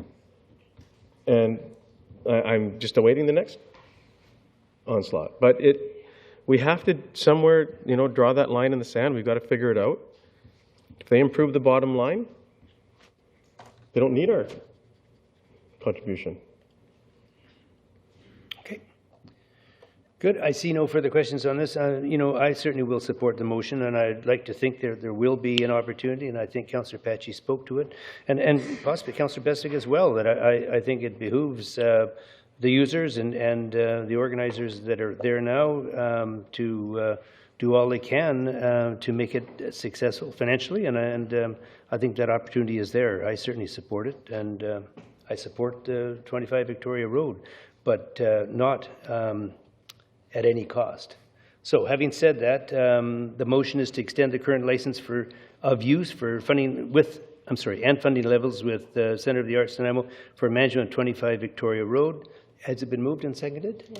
Yes, Your Worship. I'm seeking clarity on the fact whether this is for an additional 3 years through the conversation. So what I have, if I understand correctly, Your Worship, it's extend the current license of use and funding levels for an additional 3 years. We're Centre of the Arts Nanaimo for management of 25 The mover was Victoria Councillor Road. Patchy. Is that your understanding, Councillor Patchy? The term was 3 years? 3 years. 3 years? Not the word additional was not in my motion. I'm sorry? The word additional was not in Was my not motion. in it. The 3-year term was the flat expression. For this year and 2 additional, yeah. 14, 15, 16. Yes. Okay, everyone is aware of the motion? All those in favor? Opposed? We have Councillor Brennan, Councillor Kipp. Councillor Bessick, you opposed? Councillor Bessick opposed, and Councillor McKay. Balance of council in favor, and the motion passes. Is that how you read? May I see those who opposed again? Your show of hands, please. We have Councillor Brennan, Councillor Kipp, Councillor Beswick, and Councillor McKay opposed. Balance of councillors in favor, and so it passes. Thank you. The next item is the Advisory Committee on Environmental Sustainability 2014 Work Plan. Purpose to obtain council approval of the Advisory Committee on the Environmental Sustainability 2014 Work Plan, and there's a recommendation or a motion in front of us. I would move that council approve the 2014 work plan for the Advisory Committee on Environmental Sustainability. Okay, is there a seconder? Moved and seconded. Discussion? No, it's a fine plan. Okay. Can't be argued. It is. Okay, I see no other discussion. All those in favor? Opposed? Motion carries. So now we move into bylaws with no accompanying report. Motion that zoning amendment bylaw 2014, number 4500.059 at ZA 1-54 to remove medical marijuana as a permitted use within the industrial I-4 zone and make the production of medical marijuana within the industrial I-4 zone site-specific to the property at 1100 Mon Road be adopted. Moved. Seconded? Seconded? I'll second that. Second. Do we have a mover and seconder? All in favor? Opposed? Oh, sorry. That was a late 4. Sorry. It's getting late. Your Worship, just clarify those opposed. Were there any opposed? Okay. Was unanimous? Okay, there was some late withdrawals there. I wasn't sure myself for a minute here. Okay. I move that municipal highway. Just a minute. Let me put your speaker on. That'll help. Go ahead. Harmon's Place 2014, number 7192 be adopted. Second. So second. No discussion. All those in favor? Opposed? Motion carries. Now we have a correspondence item not related to Report to council. I'd move receipt of the correspondence. Seconder? Okay, and business arising. Council? I have a motion. I said Council Patchy then. It's okay. Go ahead. I'm almost afraid to do this now, but I will. Your Worship, on the 18th of March, this council received a communication from Ms. Sherry McCarthy, the Aboriginal students representative of the Vancouver Island University Students' Union, Local 61, of the Canadian Federation of Students, requesting that Council consider contributing $1,000 towards the carving and installation of 2 totem poles to be raised next to the squat hut to increase the presence of Aboriginal culture at VIU. And as a result from that correspondence, I wish to move, Your Worship, that Council approve funding in the amount of $1,000 from Council contingency to the Vancouver Island University Students' Union to assist with the cost of carving and installation of totem poles to be raised next to the squat hut to increase the presence of Aboriginal culture at VIU. Is there a seconder? Second. A second. I see no discussion. All those in favor? Opposed? Motion, what's that? Motion. Oh, stop. The council appointments, none, and notice of motion, Councillor Brennan. I believe you have something? Just making a notice that I will make a motion on April 13th, which is the next City Council meeting we have. I will be making a motion that the December 2nd motion to table the issue of a letter being sent to Metro Vancouver advising them that we did not want to have the incinerator in our city, that motion be raised from the table. Okay. There's nothing. Oh, sorry. Is it? It would be April 15th, 1-5? April 14th? 14th, sorry. Could be a day late. Yeah, sorry. So on April 14th, I'll be making a motion to rise the earlier motion on the incinerator, raise it from the table. Okay. It's simply a notice of motion. There's no vote to be taken on it, and that'll be brought up by Councillor Brennan. Sorry?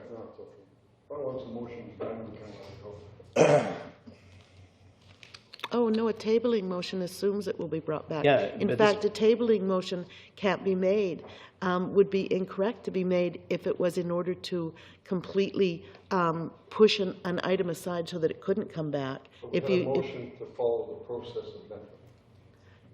But it was tabled. and it was tabled, and I'm So maybe we better, moving to raise it do you from the have, table. Mr. Jackson? We're going to add it to the April 14th agenda and then for council to debate whether to lift it from the table. Okay, thank you very much. So we move now into question period, agenda items. Oh, sorry? Other business, Councillor. Other business, oh, sorry, and you had something there? No, Councillor Besser. Oh, okay, sorry, Councillor Besser. Thank you, Worship. In a recent, in a recent council meeting, council agreed or approved to match funding raised by an organization for a trail system, which is a great concept, great idea, support it. However, my concern with it is that it's the monies that have so far been donated or raised or have been monies that we provided to the organizations that we're matching. So it feels like a double dipping scenario to me. So I would like to make a motion, Your Worship, that staff be directed to bring back a report to establish a policy associated with any organization or person proposing matching funds in support of city initiatives to ensure the matching funds do not consist of monies previously funded by general taxpayer contributions or transfers. Now, do you, Yeah, just one second. Do you have that motion in advance? No, if I can- we have it, yes. Can we Your do worship, a we have it. motion now, or is this No, a it's notice of notice of motion? motion. Or is it? Is it a But notice? it's a motion, Your Worship. Okay. It's a motion, we have it, yes, Your Worship. You better make sure we have the motion down correct then from staff. I can read it again if you'd like. I'll second it for debate. Oh, you did? Have you? Good. So would staff like to read back the motion, and then we'll...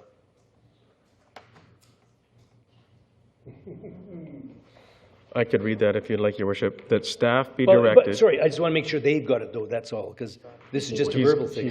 He's got it, he's just looking it up. Oh, you've got it? I thought you said you didn't have it. Yes. Yes, Your Worship, Your staff Worship. have it. We have it. Did you want to read? Do you want to do it, Ted?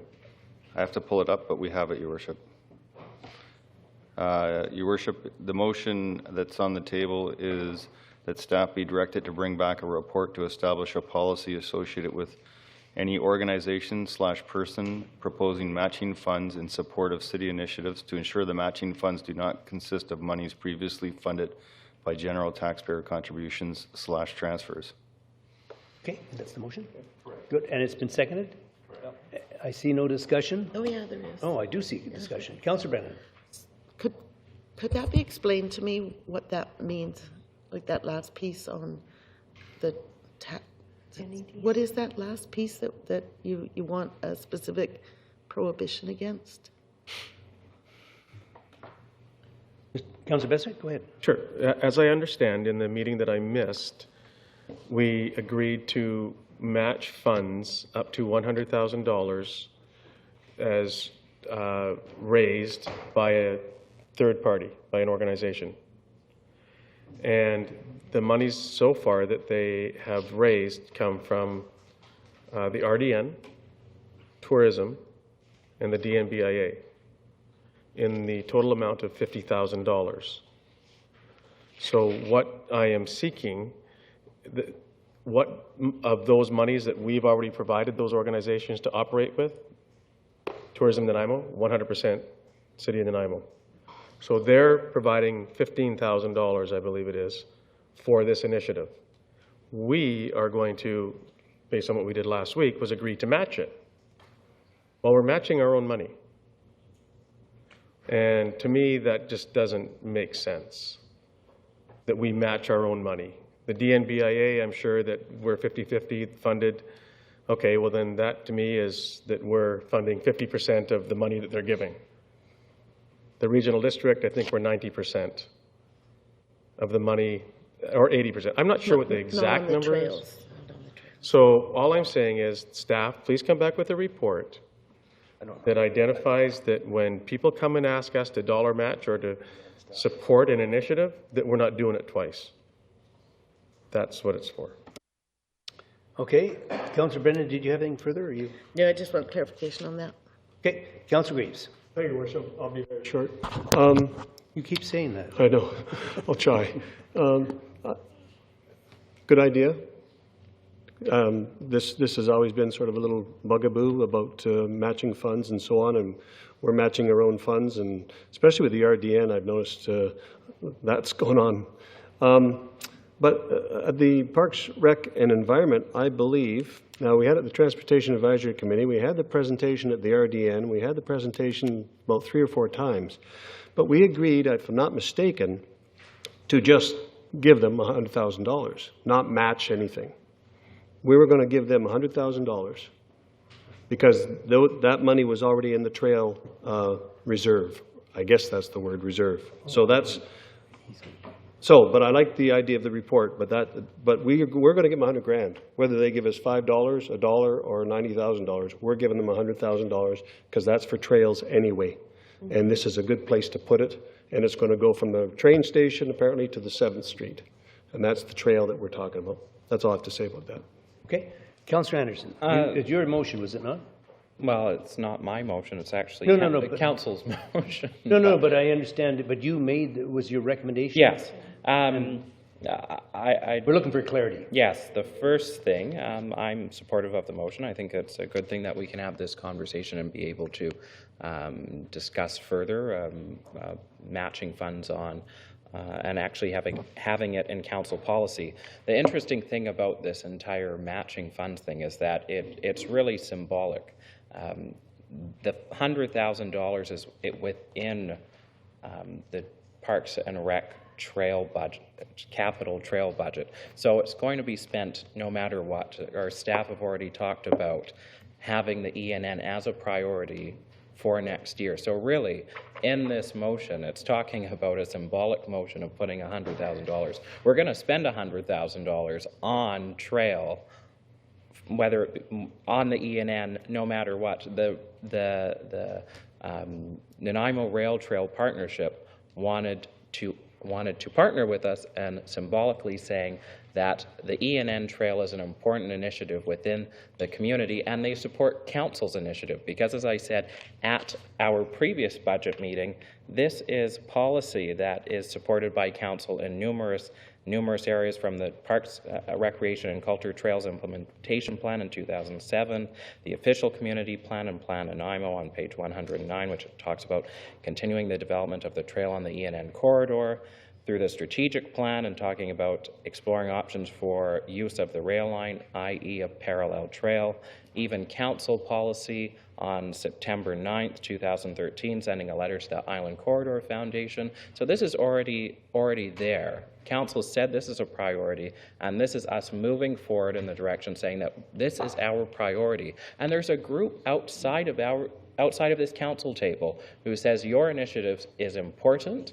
and we want to support your initiative. And so that's what it's about. The $100,000, it's part of our budget, it's there for developing trails, and so it's going to be spent. So without the matching funds or with the matching funds, there's still going to be $100,000 spent on trail, no matter what. So I'm supportive of the policy that, well, of course, if council votes in favor of having this policy come back to us in a report, I'm fine with having that conversation. But overall, this is just a symbolic motion which talks about partnering with this organization to spend money that we're already planning to spend. Thank you. Okay. Councillor Brennan. I'm just expecting that the report will make that distinction. Yes, I'm assuming that when you write the report, you will make the distinction about funds that are going into things like trails, and that'll be sort of adjudicated different than if it was just a fundraising effort that we were throwing money into. Do you need more direction, or are you comfortable with that? No, Your Worship, there's, as I'm sitting here, there's lots of things we're going to have to think about when we bring this forward in order to determine what is a matching fund, and thank you for that, because that raises a lot of thoughts in my head, but yes, we'll cover that. Okay. Councillor Kip. We have some policies regarding, I think, our funding for maybe social planning and that, where if a person's had money in previous years, we consider that also. So this is something I think, going along with Councillor Bestrick's idea here, is that when I hear matching funds, I want to see that that's community contribution outside of the money we give them. You know, so if it's perception you're looking for, to me, building our perception on our own funds and trying to say more people are giving this money out, it's not a good sales pitch to me. I'd rather say the city give this group that money, the $100,000, and somebody else outside of our money is giving. So this report will tell me anytime something that comes forward, a request that we've already given them money, or another group that's funded by the city will give them money, and I'd like that for clarification. Okay.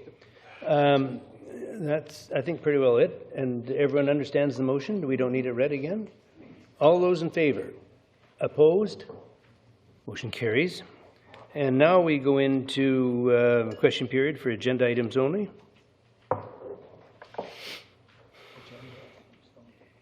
These are agenda items only. Environmental sustainability. Is this council planning on cutting every last tree in the city of Nanaimo? It wasn't on the agenda. I attended a blockade this afternoon at Olivier Woods. This is one of the most sweetest little environmental spots in the city of Nanaimo. And you know what?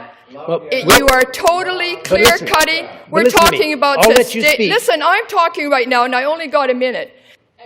I'll let you speak after we hear people that want to speak on the agenda. That's what we're doing first. And then we'll invite you to come back and speak. Whole area right down to the pond, which is a bird nesting area. How could you do such a thing?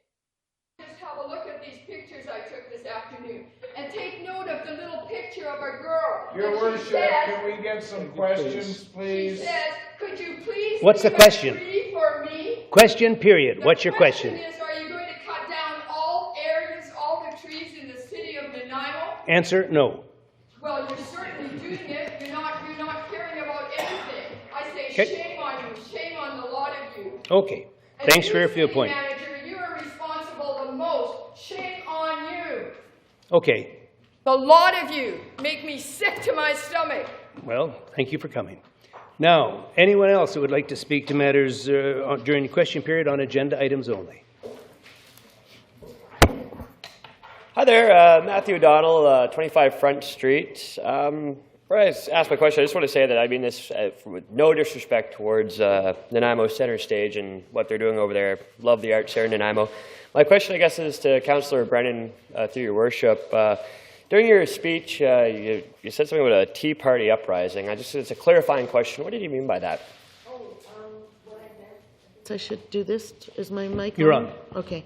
What I meant was that there is a movement that says that there's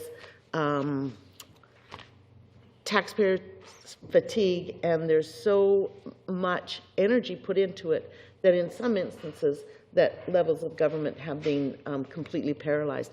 I see those kinds of arguments being made here today, not just at this council, but here in the community, and I reject it. I think it's a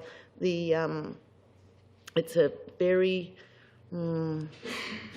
extreme point of view.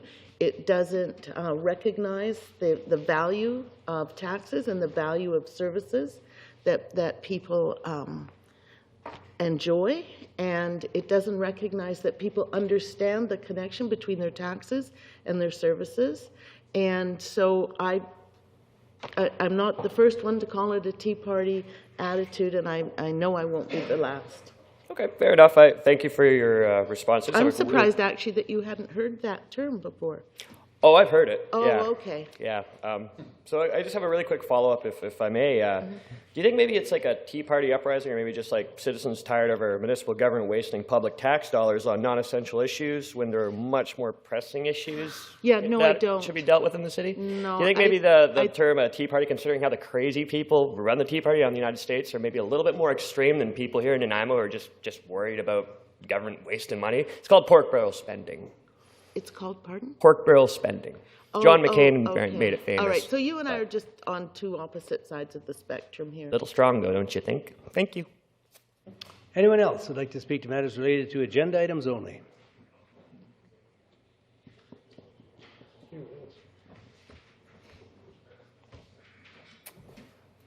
My name is Fred Taylor, and I would like to ask what Council's policy or direction or understanding is when you pass a motion to place something on title of illegal construction or whatever type of construction you'd like to call it.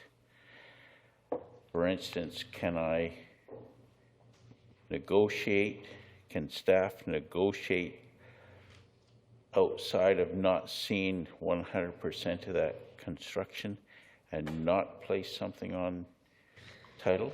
Or do you expect them to see 100% of the unknown before they would place that on title?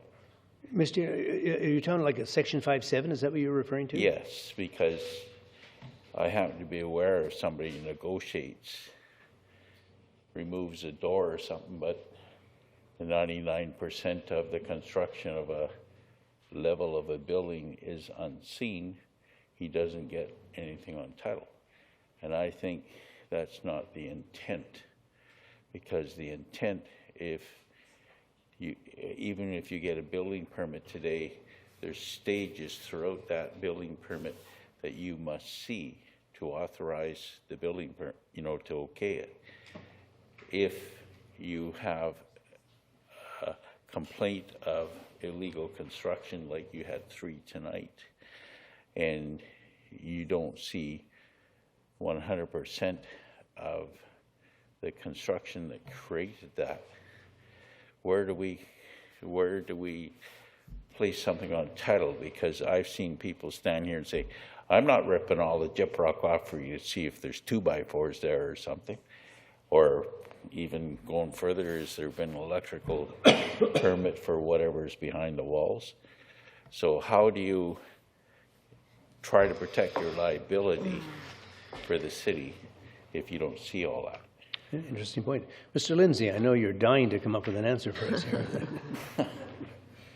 Your Worship, it sounds like Mr. Taylor has a very specific property in mind maybe, but just in general terms, I would say that when we bring forward reports to council and we talk about Section 57 notices, we try to be very specific of why it's going on there. So for example, if it's illegal construction, we try to cite exactly what it is. It's a deck. If it's a suite, we try to talk specifically about being a suite so that there is no confusion about when we attend the property and why we're there and what we're looking at for a Section 57 notice. So for example, there may be many portions of a house that could have been constructed without a permit, but if the Section 57 is specific to the deck, our inspectors are looking at that deck. Okay, yeah, because I think Mr. Taylor's, and you can correct me if I'm wrong, the idea was that if we are called to a particular residence or it's brought to our attention, it doesn't necessarily trigger us going through and doing an exhaustive search of everything else that could be wrong with the house. It's very much site-specific as to illegal construction, like a. Well, sir, that is what my point is, because tonight it's 3 suites. So you can get a suite and occupying 1,500 square feet of a building, the main, say 1 floor, the basement. How much of that do you inspect before you hold back on not putting title on? How is it fair to everybody else? To me, it's got to be clear cut. If you can't see the construction, vapor barriers, you name it, all kinds of things, it goes on title. I've seen people stand here and say, the suite's going because I'm not going to tear it all out and dry off for you to see and then put it all back. It's too costly. So your point is it should automatically go on Section 57? How do you get away from putting this on there? Like, can I go and remove a door and get away from the 99% construction of that floor with nothing on title? Anybody buying it or anything doesn't know whether it's been built properly or not. Well, I think, Mr. Lindsay, you may want to comment, but I think what would happen once it's been cited for an illegal suite, for example, I'm not saying go on a witch hunt like he was maybe suggesting. Like, no, I'm not suggesting you are either. I'm simply saying just that one item if that's the case. Yeah. Anyway, okay. There is good a point. direction, or there is no direction. Well, I started, but you interrupt me again. Oh, I was going to say that my understanding is that if we identified a particular issue, like an illegal suite, then if that person simply changed the door, that wouldn't change anything. It would still be a Section 57. It would go ahead with it. We would have to go back and look at that to see if the work had been done to our satisfaction Your or Worship, removed entirely as the every case may be. situation is so different that it's hard to comment on what Mr. Taylor means because every situation has different variables. Yeah. Thank you, sir.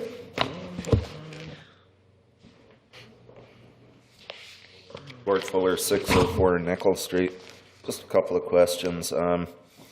One on the riparian setback thing, and a comment was made, well, are they going to be required to put up a fence? And the answer was that no, they aren't.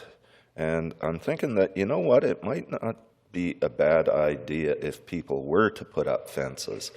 Because I see it all the time where people take their yard waste and they'll take it across the road and dump it on an empty lot. So here you got someone abutting a riparian area, can easily take their yard waste and go and dump it within the riparian area and out of their property. So it might be something to look at about requiring people to have fences that abut riparian areas. They don't have to be high fences, but... Charles Thurkill, very passionate man, very passionate man. And what strikes me as odd in this, all of this, is that he rails against the dam supporters. And oddly enough, he hasn't spoken about, because he has a huge passion for the Chase River, we all do. But oddly enough, he hasn't spoken about how the new reservoir, the decommissioning of reservoir number 1 and the closure of the VIU fish hatchery is going to contribute to the possibility of adding water into the system when we hit these dry periods that we occasionally hit. And I don't know if anything like that is going to be proposed for the Colliery Dams, but it's interesting to look at that water system overall, and I'm wondering if there's anything in any of these proposals that is going to see water being able to be put back into the river that used to be, that won't be. Your Worship, they're looking at all options and all That situations. should be in the report, and then. all environmental issues will be considered. So even the reservoir number 1 and its impact of decommissioning and all of No, that is Your Worship, just related to the dams themselves. Yeah, okay. And lastly, Terry Lee Wagger, he mentioned that Councillors Pache and McKay will be taking the leap with some of the other more adventurous folk in the community. We do expect upwards of 20. Want to extend that invitation to the rest of the members on council. Thank you very much. As well as city staff. Sunday the 30th at around 1:30 p.m. And this is to raise money for Tillicum, Lalum's, Salish Village, and their Nickels and Dimes for Nursery Rhymes fundraiser. 30th of March? 30th of March, this Sunday coming up at around 1:30. And we may even provide towels. So you're all invited. Okay, thank you.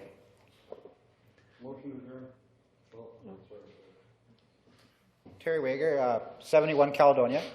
I just have one quick question.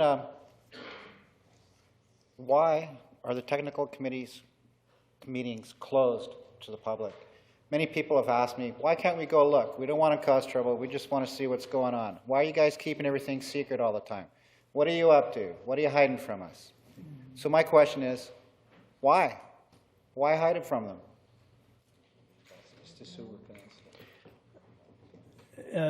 Mr. Siebert, do you have a comment on that, or anyone else in staff? Whoops, got the wrong button. Certainly, I'll start it off. As when Council's direction was to create a technical committee, the expectation was to get representatives from the community from various groups, and certainly the groups that came forward were the Colliery Dam Park Preservation Society, the SFN, and the city that wanted to put representatives on that committee. The challenge we'd have if it's a public setting is that the discussion may not be as open and free in determining options and discussing the merits, the pros and cons of those, if there was constant debate from the community about all of those options opposed to letting their representatives bring their issues forward. This has been quite a successful process in which we've been able to debate and look at a lot of options. And one of the major concerns is not to bring forward or discuss issues out in the public until they've actually been rationalized and in particular about cost options that we feel is working very successfully in the current system. The information that comes out from the committee is on a regular basis. I'm sure some people think it could be more regular, but we certainly would endeavor to keep that information flow coming forward as we did tonight. I might just point out too that, and thank you for that. We have Catherine Gordon as the facilitator for this. I think she's done an incredibly good job in that along, and you know, I think because of the sensitivities with SFN and some of the others, we're just trying to get through the process first. The government, as you know, the Dam Safety Branch is also a player in this too. So I think there's so many factions that I think when the report is generated and made public, hopefully that will address a lot of the concerns. But I think they will find that they can move ahead a lot faster. I don't know if you've watched tonight, but there's an example of how you know, we may have been able to move a lot faster if there weren't so many opinions. And I think they're just trying to meet a certain amount of efficiencies by moving quickly and quietly to ahead. And I think that the end result will be agreeable to everyone. That's my feeling. Okay, thank you. Is there any chance that some detailed minutes could be taken of these meetings so that later people could look back and see what happened after it's all said and done and it's too late to complain? Well, I don't know. Your Worship, the meetings are minuted, yes. Sorry? The meetings are minuted? Yeah, they will be. So it's whether or not- not they could be released at this point, I can't tell you that. The committee would make that determination. Okay. It's their work. Thanks. I'm just passing on questions that people No, have it's asked fair. me. I appreciate that. Thank you. Thank you. Okay.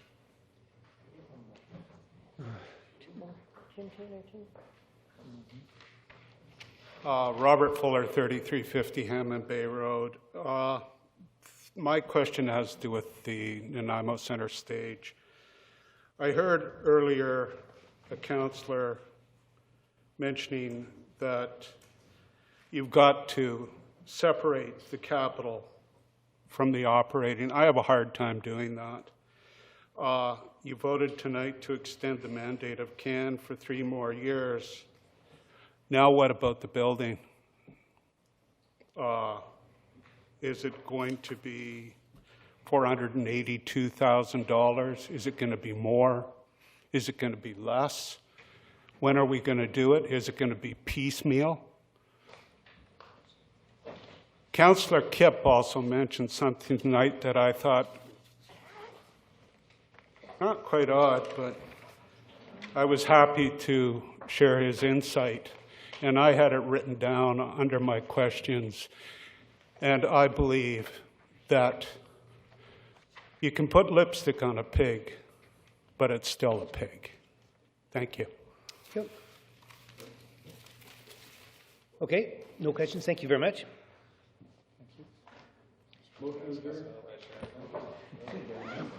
Second, we stand adjourned. Thank you very much.